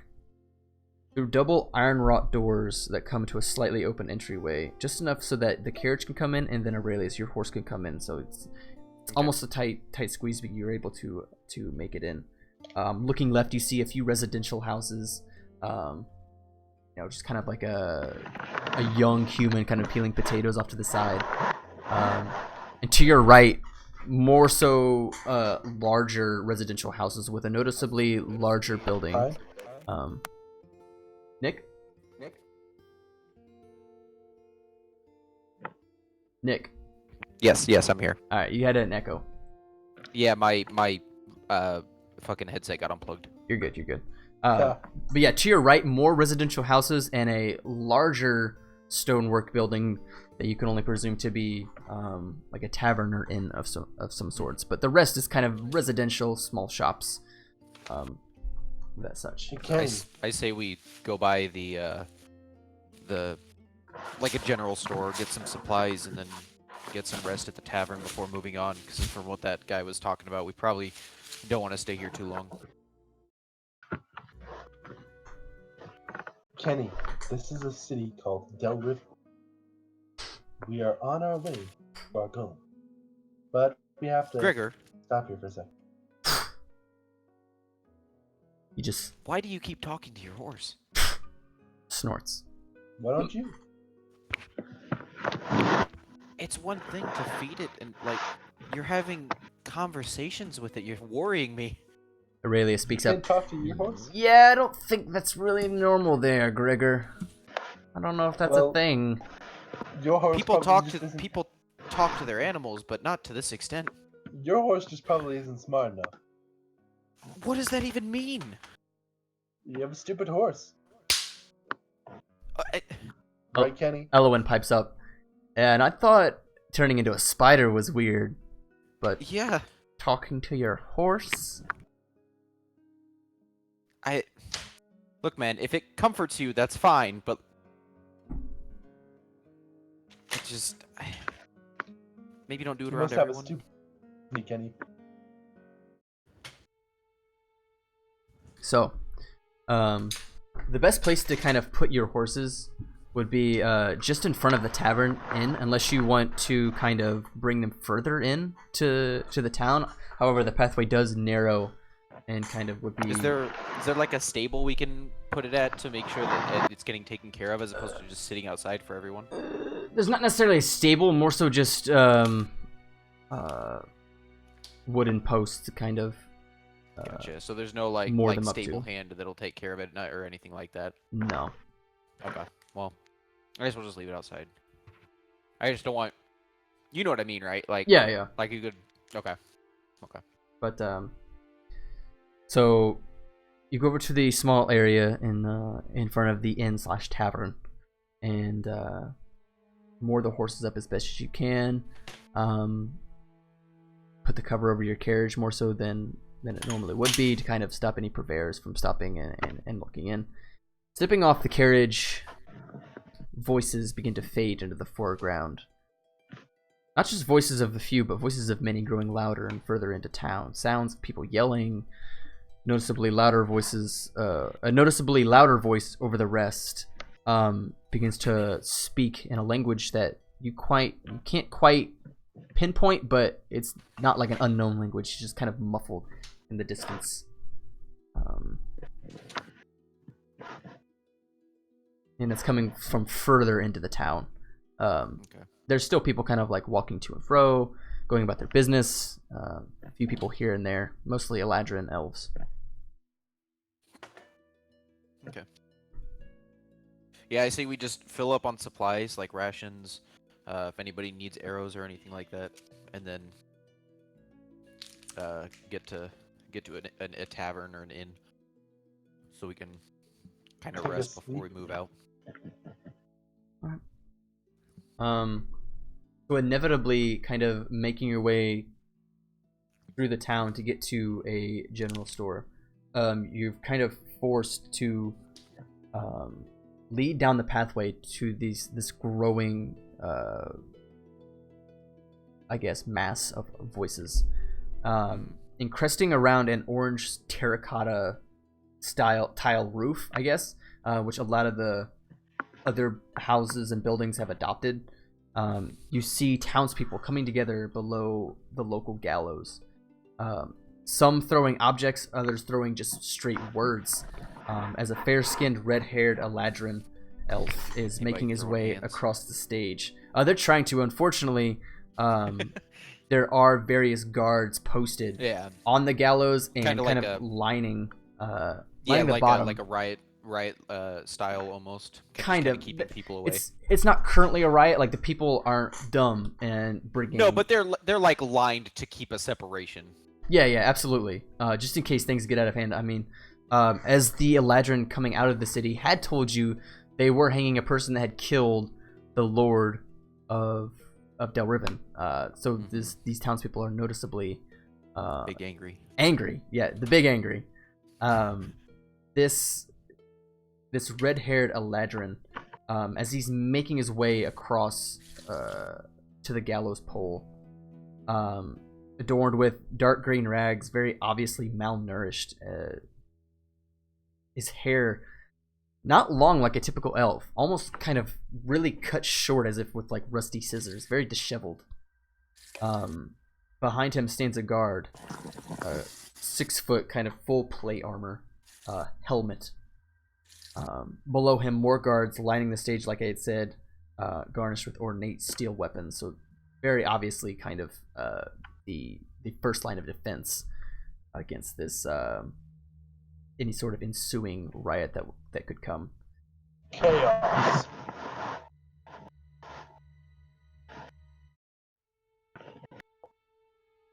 So Okay.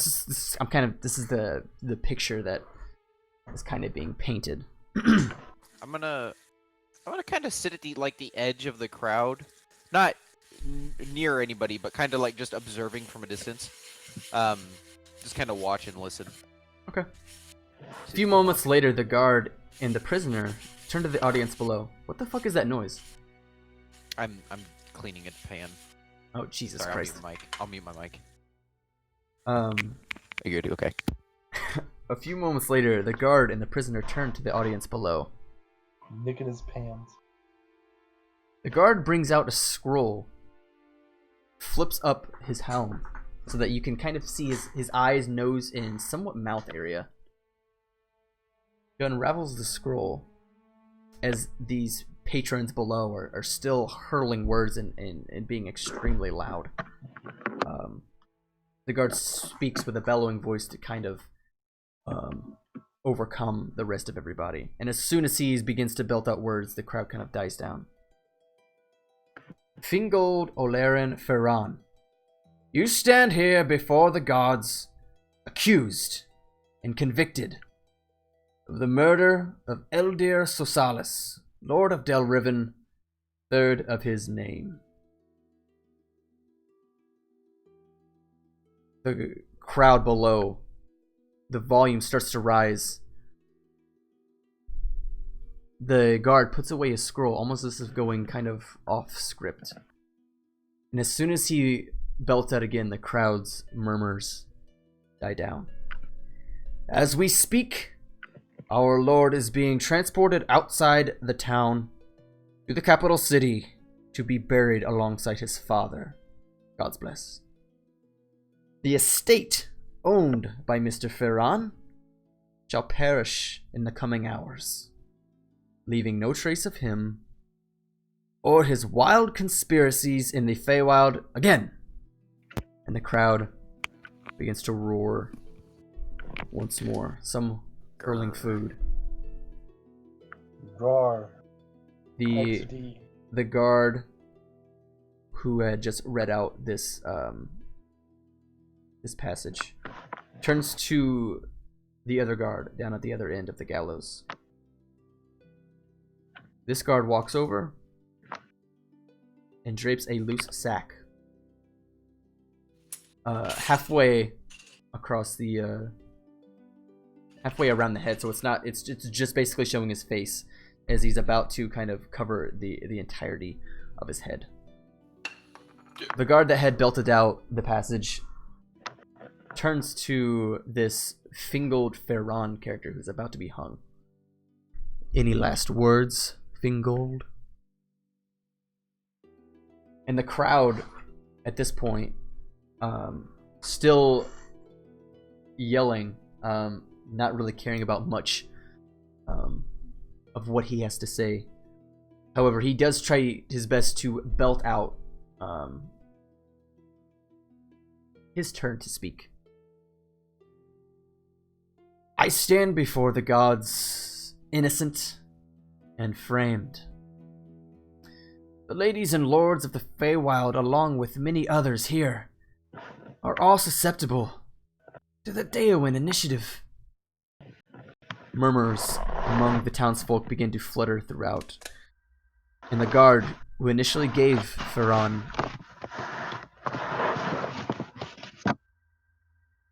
who initially gave Ferran room to speak speaks up over the prisoner. The lands of Dellriven under House Sosalis will not give credence to such rumors. And the guard now fully drapes the sack over Ferran's head. Stepping a few steps away, the guard gestures behind him to someone behind the stage. Ferran, as you can see, tenses up, locking his knees. As it's obvious you cannot see his face, you can almost feel the fear in his aura, as if you were standing there, attached to the gallows pole yourself. A few seconds pass, and as the sound of wood cracks beneath Ferran's feet, an audible gasp escapes the mouths of several men and women. Oh, there we go. Managed to reconnect. Fingold Ferran, executed by public hanging, now hangs there, shaking for a few seconds, and then stillness, swaying in the soft spring breeze below the warmth colors of the sunset. I like how people gasped as if they weren't aware they were attending a public hanging.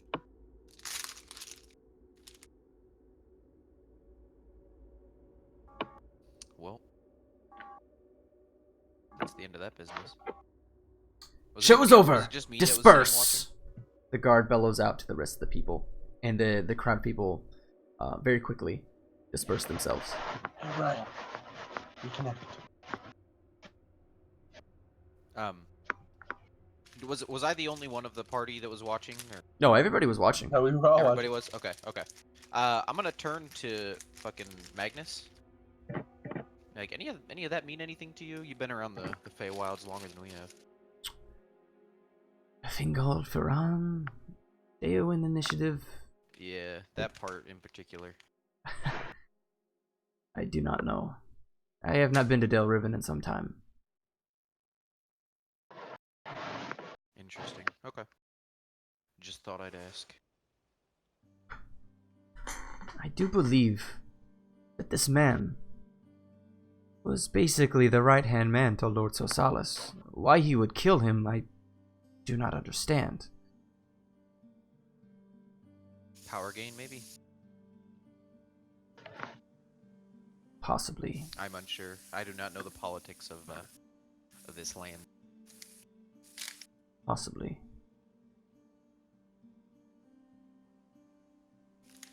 His estate.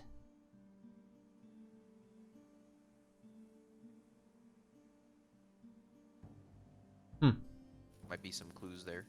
If we feel like investigating. But I don't know. It might be dangerous for us to go investigate. I don't know His if this is estate. really worth it. This is not our business. So, making your way, as the crowd disperses, making your way to the general store that's in this general area. What are you trying to purchase? I was just gonna restock on rations. Okay. Go ahead and make note of Aurelius and Yeah, if you rations. Thank you. Horse food as well. Horse food.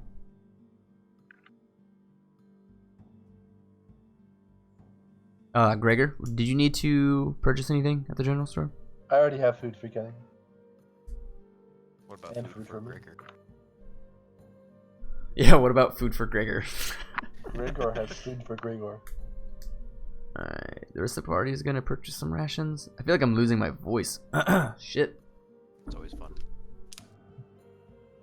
Weak ass DM. I know, right? I only talk for 3 fucking hours. Yeah. Yeah, only, come on.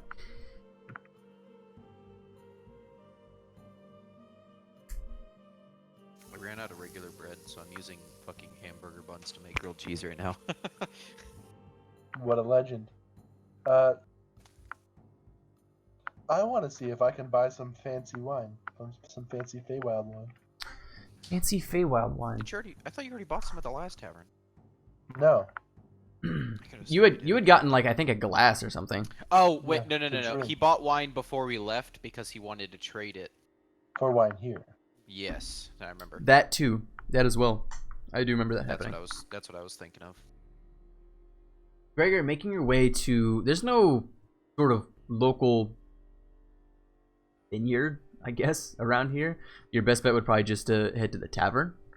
Y'all sell grapes? Yeah. Y'all sell Got any grapes and sugar. Bum bum bum. But there's nothing you want to get from the general store, any sort of basic goods. Nah. Okay. Oh wait. Actually, I go over to Kenny. Okay. Hey Kenny, how would you feel about wearing some armor? What the hell, man? What? Yeah, like what if I got you some stuff to protect yourself? You mean like a horse sword? Yeah, maybe like a horse sword. Like you see the stuff I'm wearing? I like grab some of my chainmail. I can put this shirt on you. Like what if I got some for you? He just kind of snorts. Aurelius is going to give another weird look. I shall go see if I could get some horse armor. Kenny. Okay. Also, I want to Get get a the fuck brush. you want? You what? I I want to get a brush, like a brush candy. Brush? Okay. That's something easy you could probably buy at the general General goods store. store. I'd say probably like 3 silver. Or sorry, not 3 silver, 3 copper. 3 silver coppers. 3 silver coppers. As you purchase your goods from the general store. Gregor, I guess your best course of action would probably be going to a blacksmith. Aurelius. Is there anything anywhere else you wanted to go besides the general store? I might go to the town? tavern, have a couple drinks. There's nowhere else that I need to go. No. Okay. So since Nothing you else two specific I need to pick up. So since you two both inquired about going to the tavern, we'll kind of make our way there. Day drinking, day drinking. As you make your way into the tavern, this tavern largely empty. However, there is a few folk sitting across the room. A human, What, cat? an Eladrin, and a couple other Eladrin in the other corner of the room. And also a fair-skinned Eladrin elf as a barkeep, kind of Asshole. Fucking writing stop. down notes, taking tabs of today's purchases, doing his business. Excuse me, barkeep. Yes, what can I get you? I was wondering if you had any high-quality wine in stock. What kind of wine? Anything specific you're looking for? Does it throw anybody else off that the dwarf is asking for wine? It is uncommon. Apologies. I'm actually looking to exchange wine with you. I have wine from the prime material plane. And I was wondering if you would be willing to trade it for a bottle from here. Oh, that nasty shit. It's elven made. Excuse me. I'm sorry, you're trying to trade me hot garbage for wine? Make a persuasion check. Make a persuasion roll. Really? This man thinks elven made wine is that bad? It's from the material plane. I mean, he would know. Eladrin and elves. Eladrin are basically the elves of the Feywild. Persuasion does not exist. Fucking diplomacy. Diplomacy. Fantastic. I need to fucking get on this 5e fucking shit. I just know all the skill checks from it. 17? Yeah. Okay. I would be okay with 5e. I know Cody's fucking Cody about it, but Yeah. I would be okay with it. Let me see this elven wine. Take it out of my backpack. He studies it for about Tastes like 30, Raven water. 35 seconds. This is a unopened bottle, right? Yes. Well. He's probably gonna open it and drink some. You can try some if you don't believe me. Sells for more if it's unopened, right? Yes. But it's up to you if you're willing to even purchase or to exchange it. So if you doubt the quality, makes no difference to me if it's open or closed. Let me see what I have in the back. He ventures off behind the door. Aurelius, are you were gonna go to the tavern, correct? Yeah, I'm gonna wait till they're done with their conversation before I order anything. Okay. Few moments later, the Eladrin procures this Pinot Noir Feywild wine. It's purplish in color. However, when you hold it up to the light, it's noticeably blue. Oddly. I thought this shit was gonna look like Vinique. As he holds it out in front of you. Chev. Year. Looks at it again. 1127. Very good wine. An adequate trade. Trade. Alright. You doing the deal? Yeah. Okay. Well, wait. Can I do what's it called? An appraise check? Yeah, to see if I think that this is worth it. Is there an? I'm assuming there is an appraise, Yes. possibly. Oh yeah, go ahead and make an appraise check. Would he have any experience with Fey wine though? He would have some, like Gregor. Knowledge planes. Yeah, he would do a Yeah, knowledge. that's fair. Do a knowledge. Actually, keep that appraise check. Do a knowledge planes as well. That would make the most sense. Yeah, I was gonna say if you don't know about it, how would you make an That's a appraisal nat check? 20. Yeah. By the way, There you go. DM. Yeah, I saw. Yeah, you know a fair bit about wine. You wouldn't call yourself necessarily a wine expert, but you're no an idiot when it comes to good wines. This particular wine, Shave, 1127, good year. You trying to sell it? Like, are you trying to like get what you would or find out the number that you get from selling it? I'm Or- trying to figure out whether this is a fair trade. Okay.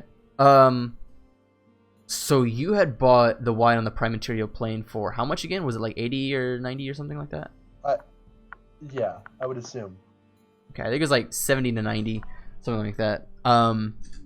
If you were to sell this wine, you'd probably get around 80 to 85 gold pieces. On the prime material plane, you could probably fetch upwards of 110, 120 on like a good day to the So right buyer. Speak again. So What? definitely worth it. If you want to go through the hassle of, it's not every day somebody walks in and wants to trade wines and is bringing him from plane to plane. I'm not trying to sell it on the prime material plane. I'm getting it for me and Tiberius. Right. However, like what I'm trying to say is like, yes, it is definitely a very good trade, but since there's not a lot of people like doing that sort of business, the market is just not really there. So you're able to get fairly good deals through trading and such. Okay. So Yeah, of course. This is a fair trade to me. it's a pretty fair trade in terms of like wines, but when you kind of interlace it with like this one's from the Feywild, this one's from the prime material plane, the costs kind of vary. So yeah, absolutely. You should just keep trading up slowly until you have a Get a wine house. that's worth way more. Yeah. Go back to the prime material plane, trade it out for another bottle of wine, come back. Just keep getting wine that's worth slightly more.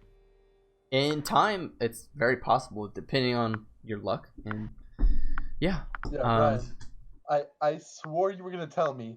Look up Vinique on your own time. Vinique. Yeah, VINQ. All right. And I Is it swore that that's- weird purple glittery shit? Yes, it's like purple wine that has like fucking sparkles in it. It's That's what I thought you were gonna tell me. it's not naturally purple, but No. it's like colored. No, but I thought that's what you were gonna say. Interesting. I'll have to look that up. But Because anyways, it looks like it's from a different plane of existence. you hand him your wine. He hands you your wine. You stuff it back in your bag, and he looks at you, Aurelius. What can I get you? What would you recommend? Some kind of ale. Walks over to the tap. First thing he grabs, he just kind of picks at random, pours it. As it kind of pours out, you notice it's a light brown color, and it probably foams as well as Guinness. It's a thick, It's thick. yeah, but it's a lighter color, not necessarily super dark. HICC. But he plants that in front of you. Now I noticed that you don't look like you're from around here, so why don't you have that on the house? Tell me. Okay. Tell me how it is. I've never tried it myself, but Sounds fair to me. Alright. I'll give it a shot. anything else I can get you? Do you guys sell food as well? Yeah, not a lot, but I could procure something from the chef. Yeah, Okay, actually. sure. Yeah, something. Again, I'll take. You recommend something. I'm not like you said. I'm not from around here, so I'll take whatever. I'll have the same, please. All right. About I'll have 10 the same something. about 10, 15 minutes later, he brings out plates of much like the same meat you had had in Essence, Gregor. It's guile beast. Fall off the bone with a side of mashed potatoes. I'm gonna write notes about this one as well, and I'm gonna compare it to the previous. All right. Comes out with 2 hot plates, sets them in front of you. That'll be 12 silver for the lot. I think that's fair. Like each, or like for both of our meals? For both. Okay. Yeah. I'll flip him a gold, and then you can get the rest. I'll give him a fair tip for it. Okay. Say, what brings a few people like yourselves into Dellriven? We're just passing through looking for somebody for a job that we're on. Well, I hope that old Fingold, his name was. Yeah, he's not the prime example for the town. I hope you weren't off put by what had happened earlier. Not our business. We just happened to pass through at that time. It is what it is, I suppose. It is not our place to question your justice. Is there anything else you guys would like to do in this tavern currently? Fairly empty. There's converse, hear stories and stuff like that. Yeah. I'll ask him if he has any information about possible threats. Possible what? Like, if he's heard of any, like, roaming bands of thieves or any kind of stuff. Like, they could possibly be on our way. Roaming what? Sorry, your internet's really shite.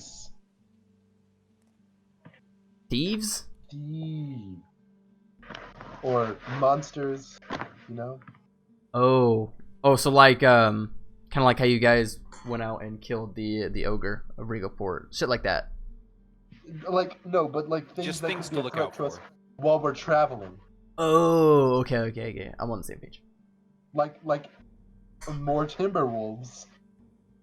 Or as you inquire of the such to the middle-aged ladron behind the barkeep, he says, I have not traveled outside of Dellriven for much of my life. However, all I can say is stick to civilization. It seems to be a tip for most of the Feywild. yeah, a wide consensus about that. I mean, you can most certainly travel if you are strong enough and you are well prepared. However, most are not. But yeah, it's a fairly quaint town here in Dellriven. Not much to say about it. It's been standing for over 600 years. Lots of history here, I should say. Oh, do I know? I'm curious. Say that again, less robotic. Do I know anything about Dellriven?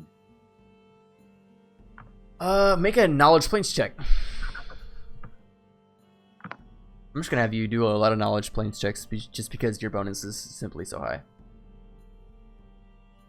Oh. Another nat 20. No, that's a nat 1. But I don't think nat 1s apply to skill checks. No. Or at least that's the rule you've been using. Either way, your Just fucking brain explodes. the extent of your knowledge is that the leadership here works very closely with the capital city of Feywild. Where is that? Feywild is north. It's right here on the map. Oh, damn, that's far away. Yeah. So yeah, the Dellriven is in contact with Feywild. Is a close ally of the city. Other than that, it's just so it's a relatively big city. Feywild is a pretty large city. Yes, it's not No, as Dellriven. quite as. Oh, Dellriven? No, it's not a city. It's more like a middle-sized to large town. like I said, just the leadership is in contact and keeps close communication with the city comings and goings and stuff like that. It keeps them updated and things of that matter. Because it's kind of like a crossroads thing a little bit. You're not quite sure. Could just be the camaraderie between the two places, but Just curious.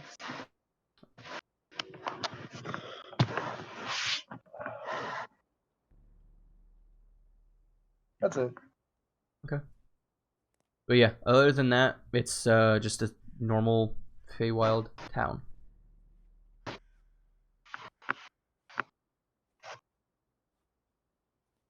All right. Well, thank you, sir. Is there anything else I can help you with? I do not have any questions.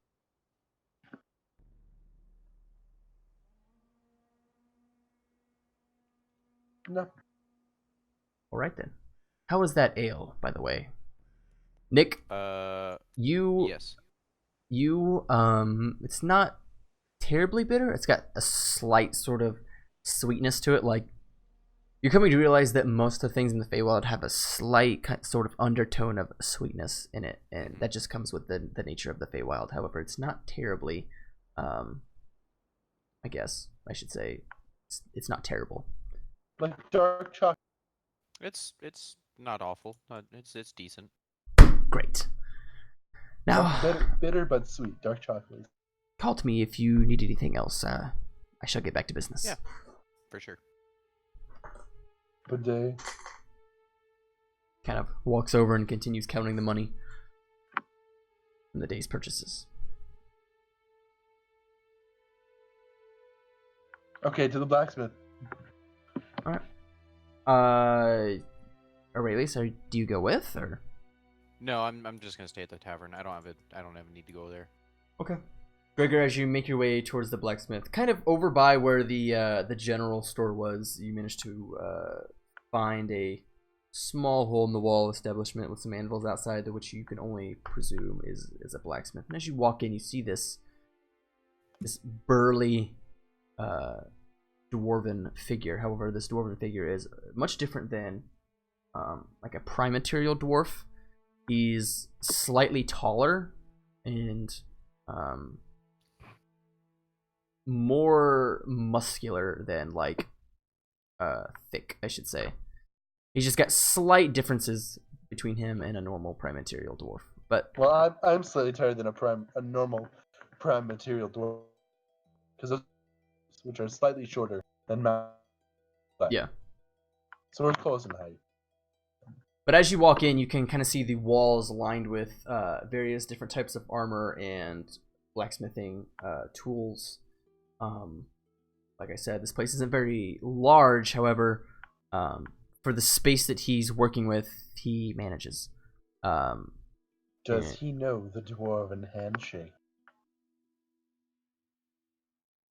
Do you initiate this handshake with him somehow, or? Yes, I do. I gain his attention. Okay. Hello. Well, hello there. And then I go in for the dwarven handshake. You are different. Dog. I thought you might know the handshake. It's okay. The handshake. Yeah. What do you mean? It is a greeting common among the dwarves from the Prime Plane. I don't know any dwarves from the prime material plane. Well, you just met one. Hello. Show me this. I am Gregor. Show me this handshake. So it's a grasp of the forearm, and it slides down into a fist bump. Oh shit. So it's like, and then you slide down. Cat, fucking knock it off, asshole. That is unique. Yeah, Interesting. it's kind of weird, but I don't know, sense of camaraderie or something. My name is Gorski, and what can I do Hello. you for? I was wondering if it would be possible to acquire some armor for my horse. Armor for a horse! Why would a horse need armor? Because I really wouldn't like it if my horse got stabbed. You I've haven't never even seen the horse yet. I've He's never got a heard little of bit such of a armor. dad bod. I've never heard of such horse armor. But I mean, it doesn't sound impossible. I was hoping for chainmail. That would probably be the easiest. This will not weigh down your horse at all, no? Not really. I wouldn't think. And with the chainmail, you just really have to make the sheets the right size, and then just kind of just. You know what I mean? This horse I would have to see first. I just stick my head out the door. Hey, Kenny, come here. Kenny is by the carriage. Kenny is by the tavern where Nick is. You had made your way further into town. 1 second. Walk closer. Hey, Kenny, come here. What? Come here! I found somebody who's What gonna did make you me say? some cool armor. Come here! What? Damn it, Kenny! I get closer. He starts to make his way closer to you. Obviously, you're saying something, so he Come here! kind of trots as best as he can towards you. That's good. This way. I start walking. Come on. And as you Start walk, walking. Kenny towards the blacksmithing. It's not even that I'm establishment. walking, Kenny. It's that I'm walking and Kenny is following me. All right. And as you make your way closer to the establishment, the dwarf steps Gorski. out. This is my horse, Kenny. What kind of dog is this? Horse. Kenny, come closer. The dwarf has this awkward look on his face.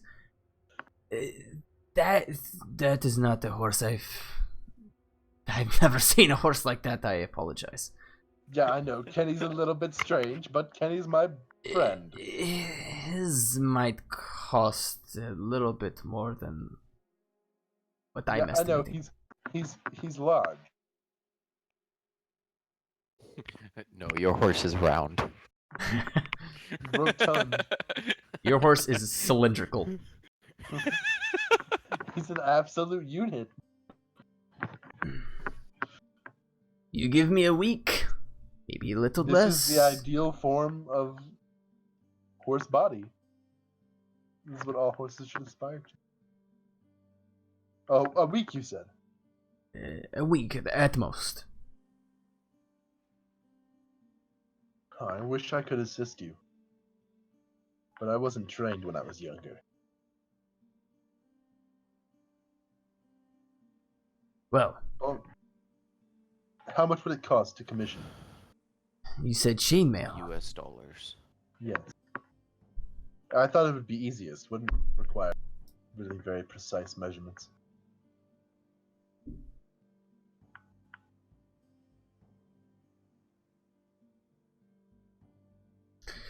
My best estimates, somewhere in the ballpark of 400 to 800 GP. Oh. That depends on my resources. I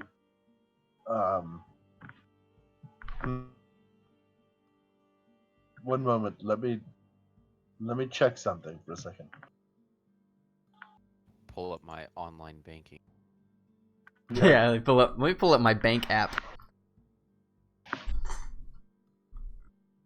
Man talks to his rotund horse. Rotund. Speaks gibberish. Speaks gibberish at his rock. This sounds like one of those like like ad articles. Man speaks gibberish to horse. Sir, would you be willing to discount part of the cost for a trade, perhaps? I have this wine. Perhaps, but whatever you give me, I shall make do with. There is no final price on this subject yet, but make me an offer and I'll use that and base my resources around the rest. Well, would you be interested in procuring some holy water? Holy water. Does it look like I have any holy water around here? So I asked.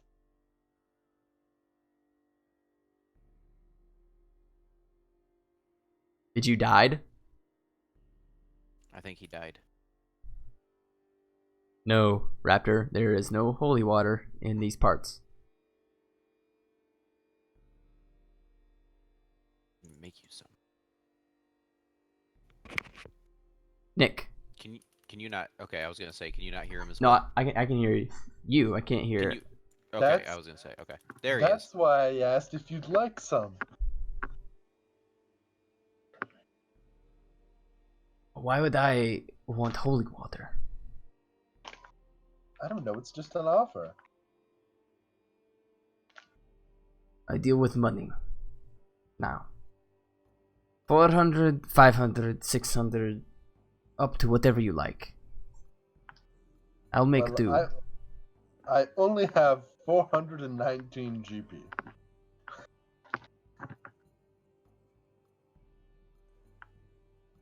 So I may have to get back to you on that at a later point. Make a persuasion roll real quick.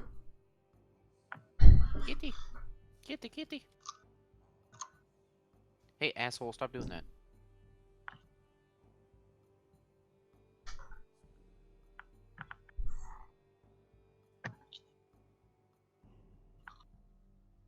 Alright. Let's see how this -1 goes. 15? Hey! I could perhaps knock off some of the price. But that all depends on the final outcome. Again, is there a number that you were perhaps looking for? 400. That would be the bare minimum.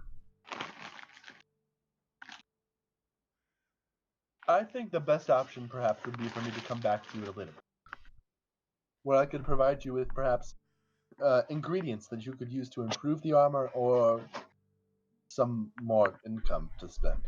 Ingredients? You mean like spices? Yes. G-spice? Spice. Very well. Come back to me in maybe a day's time. I shall have a better working understanding of this horse armor you are trying to procure. Alright, thank you. And with that, I'm going to take a quick bathroom break, real quick. Go for it. Go get my cat to stop fucking yelling. Stop it. Yeah, you're fucking fine. Come here. Meow. Come. Meow. Yes, come, kitty. Come here, kitty. Come, kitty. Stop, you fucking Meow. asshole. Come here. Meow. Fucking bitch. Yeah. Really. Meow.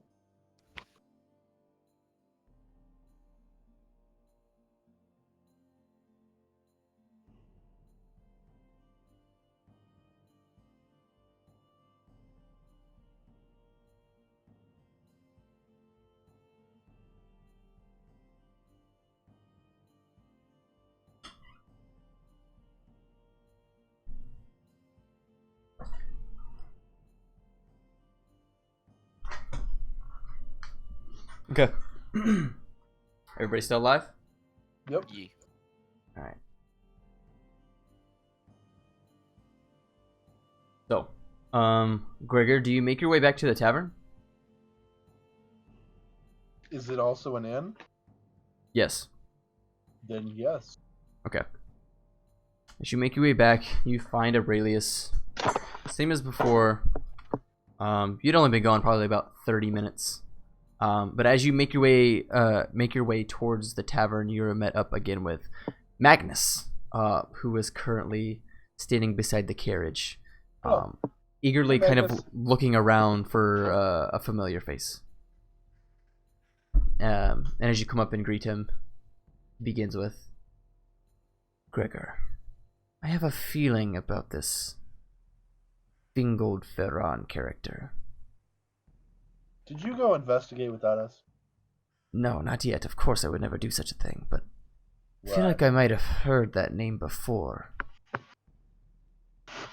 Before the hanging, obviously. Could you remember where? If I remember that name, it had to have come out of the mouths of someone from the Talons. Perhaps we're on the right track then, searching for the Worldhammer. Perhaps he was correct in saying that he was innocent and framed. I don't know. That's not my decision to make. Well, we should wait till night then, because there are probably still guards stationed at his home in case he might have had conspirators. Yes, but they said they were going to perish his home. I don't know how much longer we have.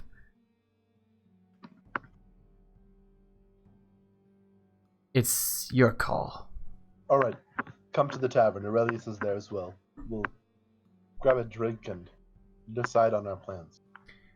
And you guys begin to make your way up the steps to the tavern. He says again, this whole business with the Worldhammer and the Feywild, I may have to make a run to Kaldar and inform Durmir Kekarov. He is the man who would be most interested to learn that it is here in the Feywild. Well, just be careful. Because as I said before, it's possible that he was actually sent here to look for it. I do apologize. I feel like our time here together is running thin. But before I go, I shall let you know. When you do leave, just be aware. We will be continuing traveling on this path on our way to Stenwolf. So if you manage to catch up to us, I show him the path along the map. Yeah, okay. So this is the path we'll be taking. And if on your way back, you wish to join us, that would be where you would be able to find us. I do appreciate your help, Gregor.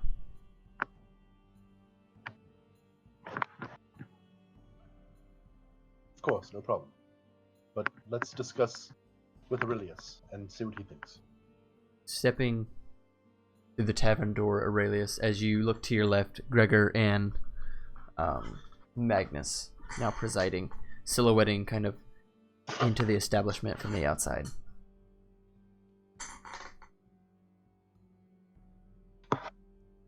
Aurelius, Yes. we have some things we need to discuss. Okay, bring it over here.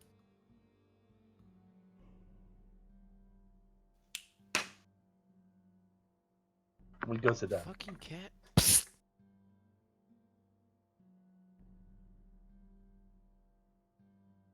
Yeah, What's up?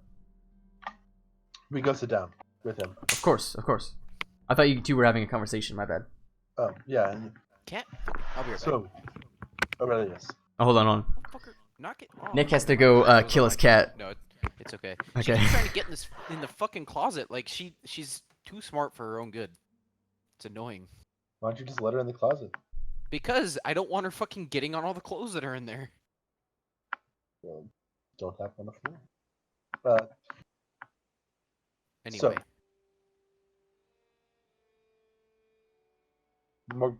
Magnus, Yes. tell him the same what you told him. This Fingold Ferran, the name rings a bell in some fashion. I have had to have heard it from the mouths of one of the Talons of St. Lawrence. However, I can't pinpoint exactly. As I told Gregor here, I must travel to Kaldar and inform Durmir Kakarov that the Worldhammer is in fact in the Feywild.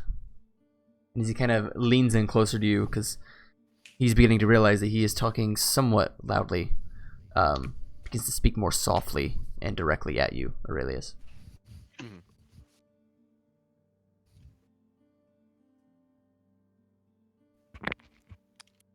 Is he done, or is he? I thought he had more to say. No. You just Okay, explained sorry, you it. said he leaned closer. Okay. So, You mean just mid-sentence, I got you. Yeah. so Keep in mind, we're still going to be looking for this as well. That should not interfere with anything. I hope not, at least. But if you know somebody that's interested in looking for it as well, that would be a conflict of interest. He may or may not be interested in looking for it. However, he was in on the operation, and perhaps I could get Okay. some info out about him on how it arrived here and where it's at. Okay. yeah, I already told him. So anyway, I you already- said the man who was executed, his name sounded familiar. Do you think there could be some info at his estate?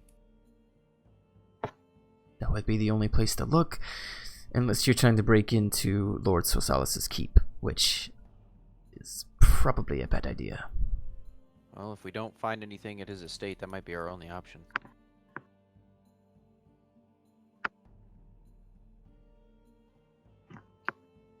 But I think we should go looking at his estate. Seems to be our only option at the moment. we just need to be careful. Our only lead. But we don't know even Well, know where yes, it's of at. course. Oh For yes, sure. and It can't be too hard to find. it would probably be a bad idea for us to go asking around about where his house is. Yeah, but we can look around and look for the one house that's got guards and stationed all over it. Anybody with coin, or has coin to give, can make anybody be quiet. That is fair. Yes.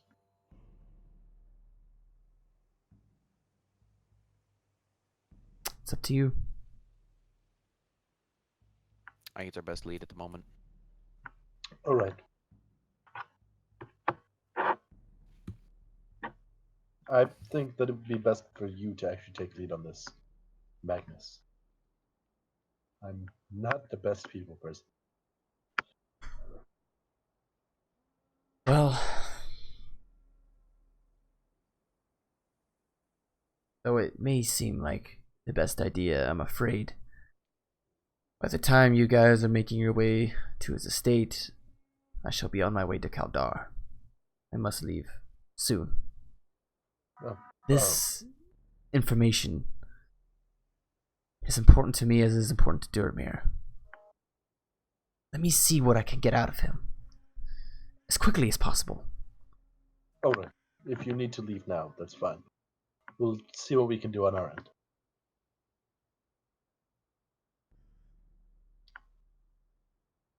He leans over to you, Aurelius, Mhm. and takes your cup of ale. Just does a quick swig. I needed that. Well, gentlemen, send Raven, if you shall need me. We shall. Magnus, what was his last name again? Magnus Razi. Razi, okay.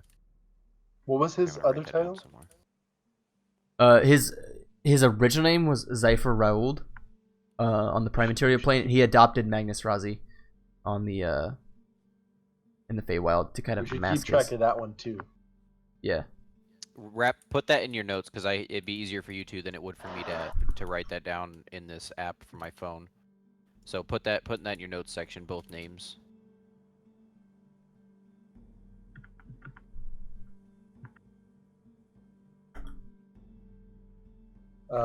What are the two names? I'm typing it. Magnus Razi.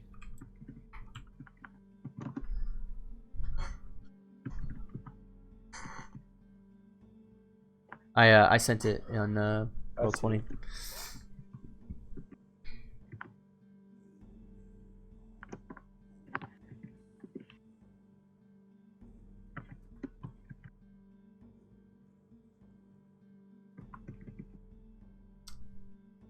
And Magnus steps out of the tavern, the silhouette kind of slowly coming to a bitter end as he makes his way out.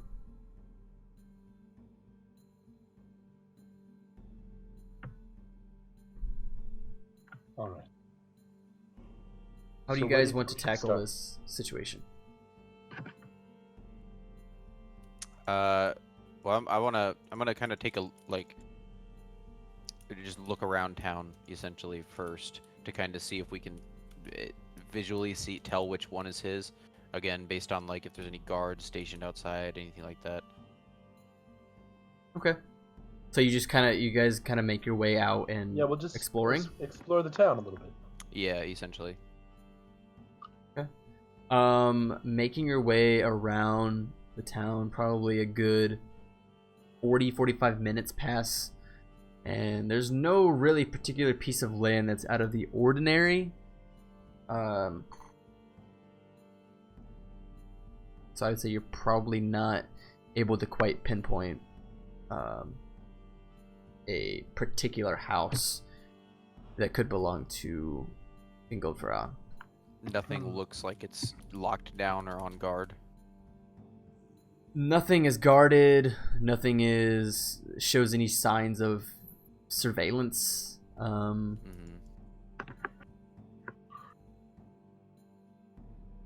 So, Okay. yeah. Seems difficult. Your best option currently would be to, I guess, wait until they destroy the house. Like, wait to see maybe what house they come up upon, and by then you don't have a limited amount of time. Or perhaps Ask bribe around. someone. Yeah, ask around is really the unless you guys can think of a better option. So my first, what comes to mind when it comes to asking for information first is asking like a beggar Yeah. or like a homeless person, because they're always like they'll never turn down coin and they'll tell you Like a if town you drunk. give money. Not a town drunk, like Well, if we don't have a homeless person. there's homeless people everywhere. But that would be my first idea, is to look around for like a homeless person, a beggar of some kind, just because that's, like I said, they're in need of money anyway, and they kind of see everything being out like that. Okay. Making your way out of the residential districts and more so in the mid part of town, sort of in the area of where they had hung Ingolfra. You come across many beggars, and just by chance you happen to choose one who you kind of walk over, and this old, frail male individual, dark-skinned, dirty white rags, the best he could kind of scatter across the back alleyways of Dellriven. Looking at you, your presence kind of overwhelming to him. Just looks up and he holds out a measly, old, frail, bony hand. Is he like on the ground sitting down? Yes, looking up at Okay. you. I'm gonna like get down eye level with him, like Oh, no. squat down, All right. and I'll put a whole gold piece in his cup, or his hand, I guess. His hand. As he Yeah, takes the gold piece, he studies it. A gold piece. Thank you. Thank you. I put my hand on his shoulder. As you rest your hand It's, on his shoulder, you feel the bone very, as you can tell, he's very malnourished and sickly to the touch. But yeah. I do have a question for you, if you wouldn't mind. I don't know what I could answer, but I will certainly try, sir. The man that was executed the other day, do you happen to know where he lived? Fingold, peculiar fellow he was. Myrtle Street, last house on the right. Although they may have already destroyed it, but that was his last known place of residence. Okay. Thank you. And I give him another, like, a silver piece. Thank you. May the gods bless you, sir. I nod to him. He puts the loose coin beside him. Well, we know where to go. Myrtle Street. Remembering about 20 to 25 minutes before, you'd come across a Myrtle Street. And as you kind of make your way in that direction, you notice a particular piece of land. The house itself, fairly large and kind of out of the way from the other residential places. This particular house, 2 stories, as if the person who had owned it had quite a bit of coin and was fairly well off. Making your way closer, there's various townspeople going to and fro, and so you don't really look conspicuous. I should say inconspicuous. Can't remember whichever one it was, but yeah, it'd be inconspicuous. Like we don't. You blend in. Yeah, okay. So yeah, we do look inconspicuous. No guards watching the place. It is in fact still standing. However, there doesn't seem to be any surveillance or any sort of eyes watching it. And with the backdrop of the forest behind it, it's all kind of almost shrouded in a darkness, essentially. Only lit by the small kind of bit of sunlight that's peering over the trees. Okay. Would we be able to make it in, do you think? You could try. What does it look like? I kind of okay. So before we just walk up to the front of it, let's look around and see if. I mean, see if there's anything. Is there like a back? Can we get into the back? Is there somewhere that's like less open? I guess. So coming upon the estate down the pathway, there is a small path leading up to the front door. Small white fence kind of gating it in, and like I said, this place is 2 stories. And again, much of the same kind of orange terracotta tiled roof. By the guise of the forest, you could probably maneuver and follow the tree line up to maybe a back door. However, you're not really sure if there's a back door. But there's nobody's really paying much attention to you.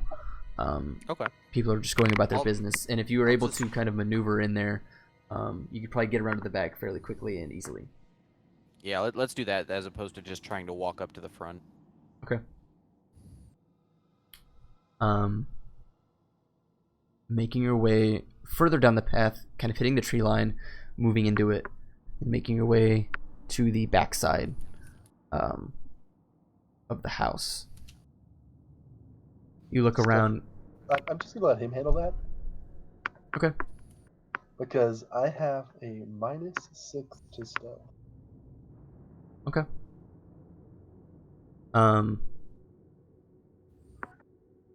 Aurelius, as you make your way around the back, you notice a single solitary door. Okay. Accompanied by a few windows, but Something that hasn't looked touched in some time. I'm gonna try my luck with it. You go for the knob and turn. This appears to be unlocked. Okay. I'm gonna peer in. And as you peer in, you see a long hallway. Let me just adjust. You see a long hallway. You met with kind of like this very ugly rug directly in front of you. Torches on either side. You see a room to your left and a room to your right. And you see what down the corridor seems to be a set of stairs. Mm-hmm. A door to my left and right, and then a set of stairs. It's not a door to your left and right. It's like an opening, a room. Just a corridor. Gotcha. Okay. Okay. I'll kind of explore this level, look for paperwork, anything that kind of stands out. All right. Can you go ahead and refresh? I need to have your guy in here so I can actually move you to the map. Sorry.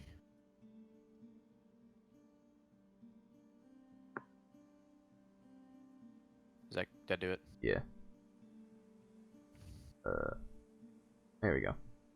I will see if I can get a good view on it. Kinda.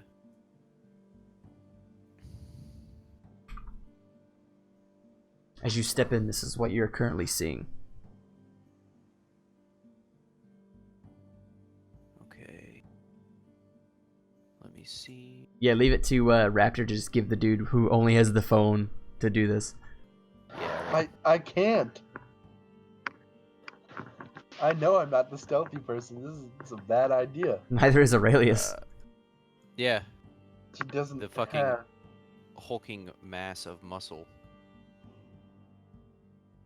Okay, so.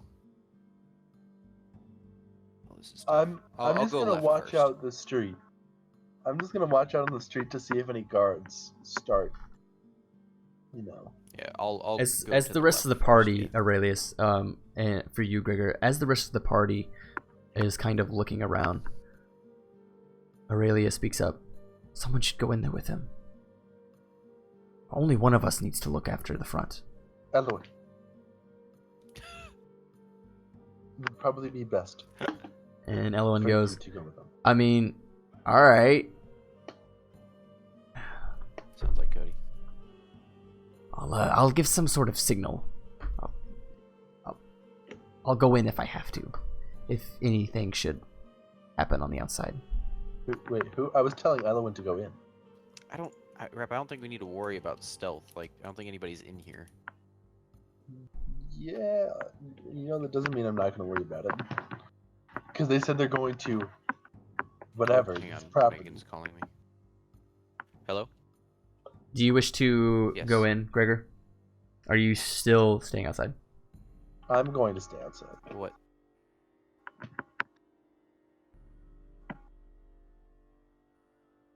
Mm-hmm.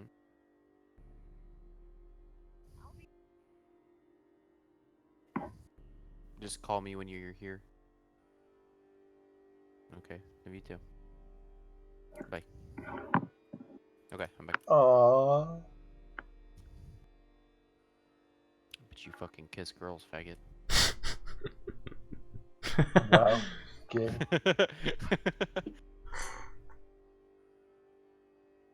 So yeah, sorry. What's going on? So I wanted to. Are we waiting for everybody else to get in? no. So as you're kind of looking around, Elowen is going to come through the door. And Aurelia. Gilderoy and Gregor are sticking near the front.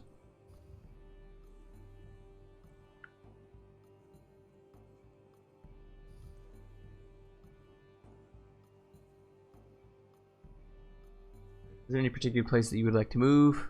Yeah, I was gonna go to the left first. To this room.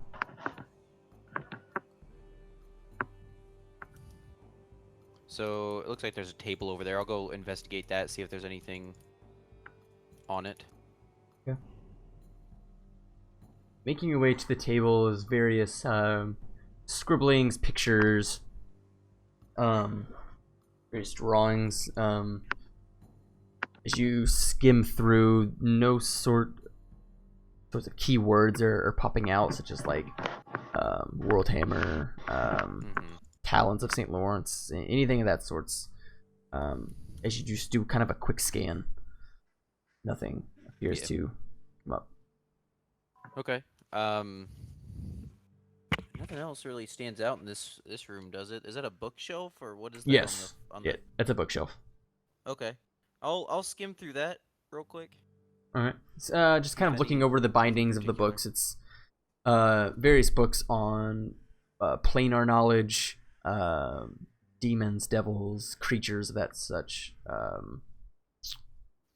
Any I'll grab a few of them. You said planar knowledge. That's kind of relevant in our current mission.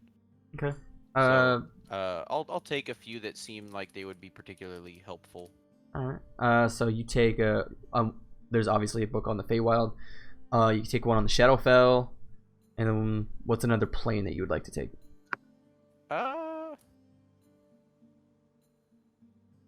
What other? Does he have pretty much all of them? He has a good portion. I mean, the main one's closely tied to. I'll just pick one of the other like more basic ones that would be good to know about. And none in particular. I'll just kind of grab one. All right.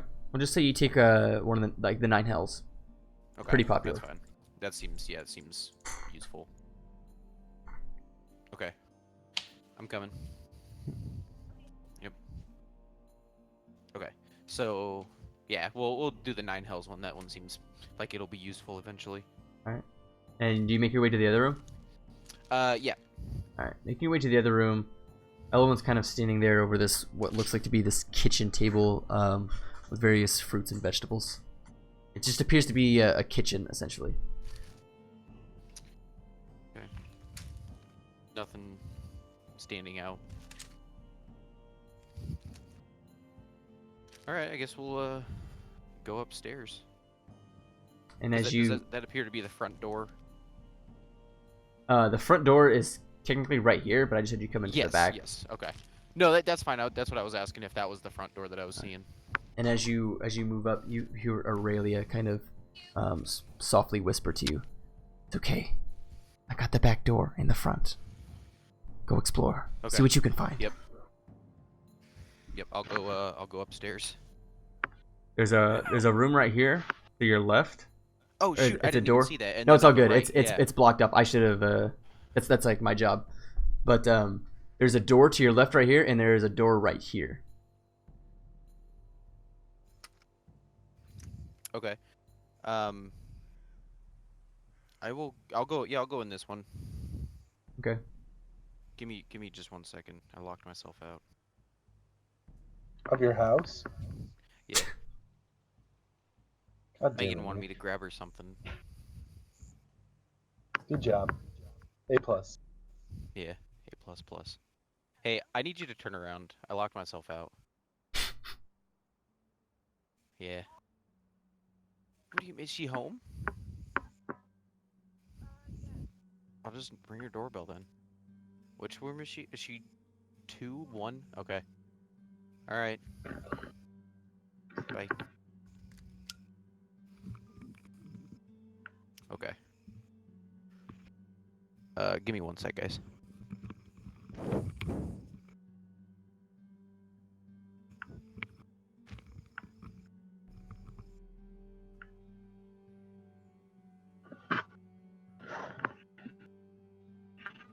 Gregor, I was trying to coax you into going in because he's on his phone, so he can't maneuver very well. Yeah, but I think my character thinks it's a bad idea.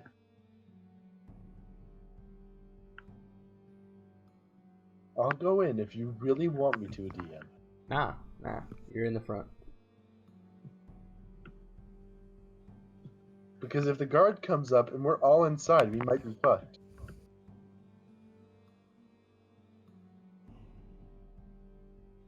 So I'm Nobody's just gonna answering. Pay attention. I don't see any Megan. Can you? All right. Okay. Bye.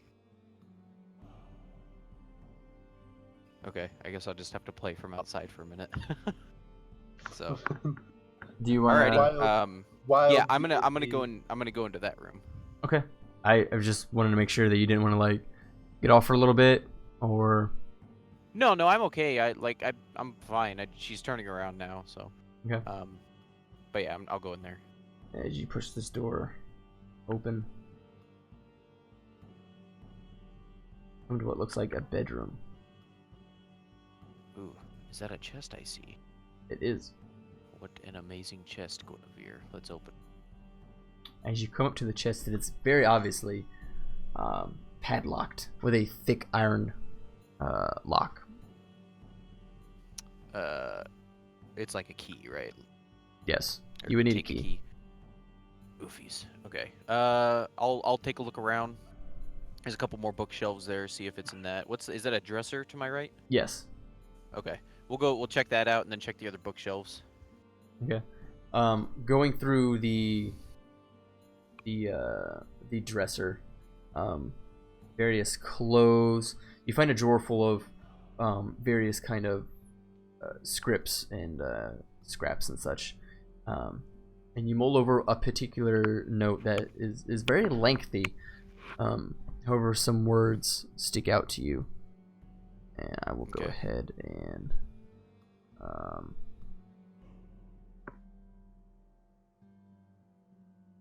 you go to your journal. It should be in your journal. Let's see if I can access that. Under like quest items? Yeah. Is that Feyron's? Yeah, Feyron's notes. Go.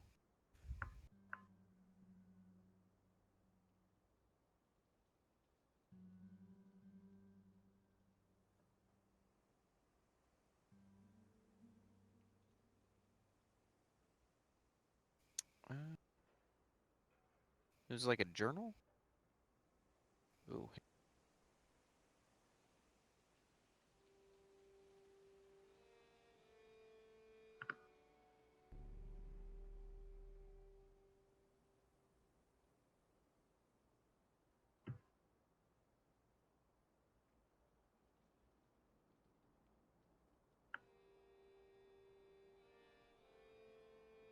Hello?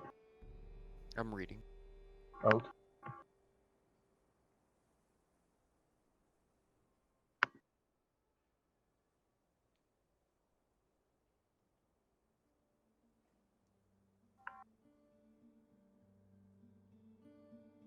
So this Illidir, am I pronouncing that right? Yeah. Illidir?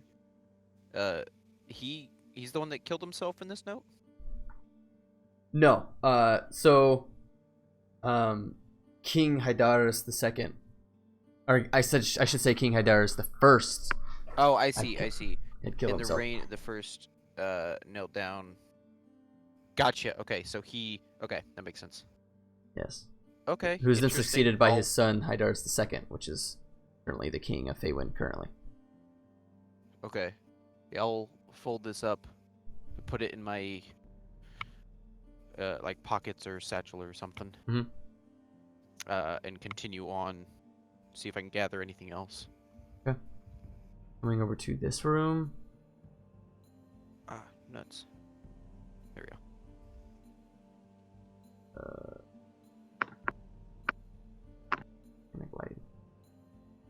Yeah, I'm gonna examine that. But that's all I saw from like the bookshelves and the dresser and everything. Yeah. Okay. Look.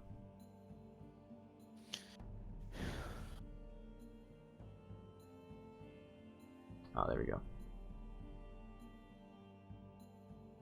What the fuck? Ah, zoomed in. Big no. Big no. Oh, too far out. P nor. There Fuck we go. it, we'll just do that. Close enough. Ooh, okay, interesting. Yeah. As you come in, it's just a single solitary globe. Big old globe. Is it on a gold stick? What plant, like, What is this a globe of? It is a globe of Mirrodin, the prime material plane. Okay. Interesting. Nothing, and it seems to be like a current globe, correct? A what globe? Like a current, up to date. I mean, what do you mean by up to date? It's Like, just, are cities and realms named, or is it? cities are named. Is Yeah, it I mean, just the continents. no, it's. I mean, there's the major cities, and That's what I mean. Like it's up to like it is a current. It's not like an ancient globe or anything Oh, like that. oh, This is a current. Like this is current Mirrodin. yes, it is current Mirrodin. Okay. Okay. That's what I meant. Sorry. Okay. Hey, it's Chad. Interesting. Yay. On. So. But nothing seems out of place on it. No, not necessarily. No. I guess I will continue because I don't see anything in there. I'll continue up the stairs. Let me adjust. Bring you over.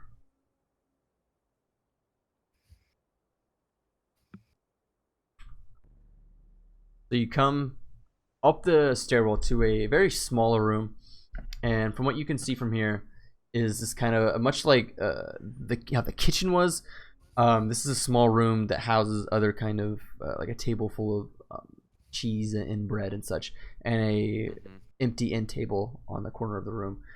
The room to your left, however, is fairly well illuminated, and as you make your way, you probably see just about that, a large table with many chairs around it under a very ugly rug, and then a chair in the other corner of the room. What is the table to my left? Is it like a desk? It's just basically a round table with various. No. Sorry, behind me, I guess. Oh, this way? Yeah. It's just a empty end table. Up against the wall. Like at the top of the room. Oh, this? That, yeah. Yeah, just it has cheeses and bread and just basically. Jesus, that's what you were saying. Okay, I'm caught up now. My bad, I was misunderstanding. Okay, yeah, let's go to the other room. All right.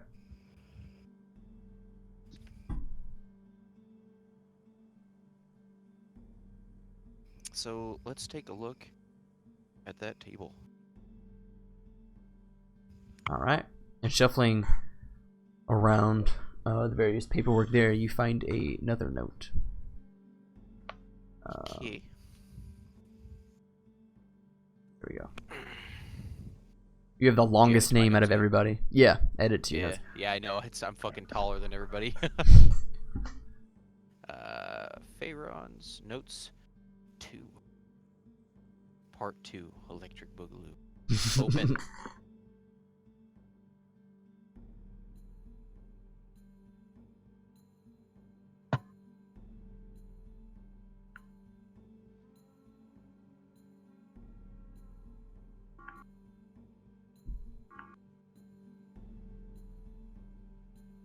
Okor is Okor? Ashcore. Ashcore, gotcha. Okay.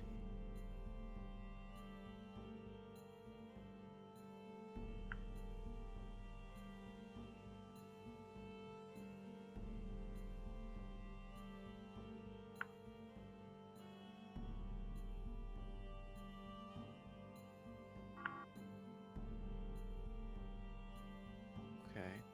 Interesting.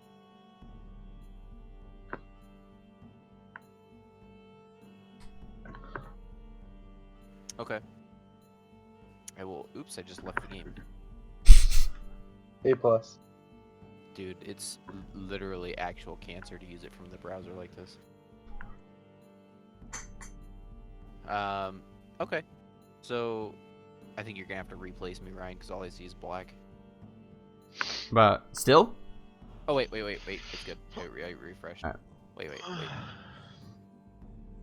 It still shows you guys are at the crossroads on this There map. we go. Okay. What the hell? It's not updated. So yeah, Well, is that just a chair in the corner of the room? Yes, and you can see in front of you a door is slightly ajar to another room. And then a room kind of over here that's loosely illuminated. I'm gonna go I'm gonna go check out the other room first with the rug there. This is all the distance we covered, Cody. We're just here now. Kind of peek around the corner. This is what you Another see. tableau. Make Is that a a window? stealth roll. We just went from here. Ah, To good old here. stealth roll. Mm. All right, We've let's just see if been I can doing actually stuff make a in this stealth city. roll. Character sheet. Nah, you can't. You don't have to do it, buddy. Oh shit, my bad. Sorry.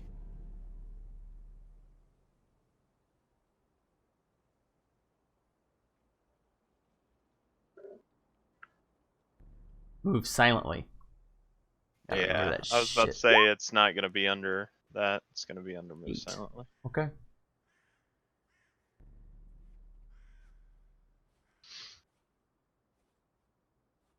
And what would you like to do, Aurelius? I didn't get like detected or anything. You don't know. Oh, okay. Yeah. I'm gonna check out that table. Alright. Moving to it, much the same that you found in the living room below. Various pictures. Nothing really jumps out at you if it has having any sort of significance. Let's check out this goddamn last door. And as you make your way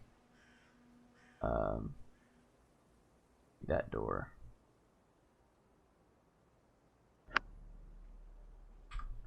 you peer in. Hello, Father.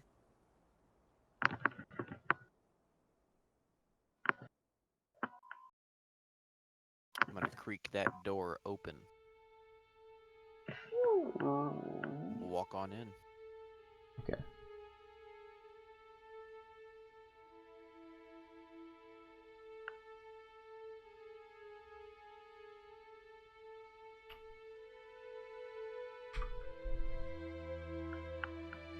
And as you walk in, make a spot check. Hey Ryan, you wanna make a spot check for me? I got you, man. Open them eyes. I'm gonna have a macro system set up for you during shit like this. Yeah, whenever my internet decides to autism. 14. Alright, as you step in, immediately you notice a figure to your left, adorned in stark black full plate armor, steel shield on her back, and a dark steel battle axe pointed directly at you. Fiery Have fun. red hair. The fiery red tips of her hair flow to her scalp and become black. One blue eye sits in her right eye socket, and in the left, a blank, whiteless, blind eye. Okay, I'm gonna like. Before you can say anything, Oh, okay, okay. she looks at you, and you just kind of taking this in immediately. Mm-hmm. She begins to speak. Ah, I see now what Jandar saw. It's a pleasure. Aurelius, I presume? Do I know you? And I move to like position my hand on my like the hilt of my sword again, not to draw it, but kind of resting it there. She Kind of like goes- almost like a power move, like Standing threat. yeah. She goes, no. But I believe I know you. And that is where we will stop. Interesting. Oh shit. Hey, Lamau. Good job, Chad, coming in right at the end. Yeah. Yeah, so we literally went from the crossroads to the city, and some stuff happened. So not much. I missed. Rap That's Rap good. got his throat slit. No, Oh fuck, no, I did not. Motherfuckers lying to you. Yeah. dude! I'm like, if he did, a fucking We Lamau. encountered- Rap always dies first. We encountered a person in the forest named Magnus, who had a blade against my throat. This is true. But You just fucking ended him. mostly because we were surrounded, or were about to be surrounded by timber wolves that were the size of horses.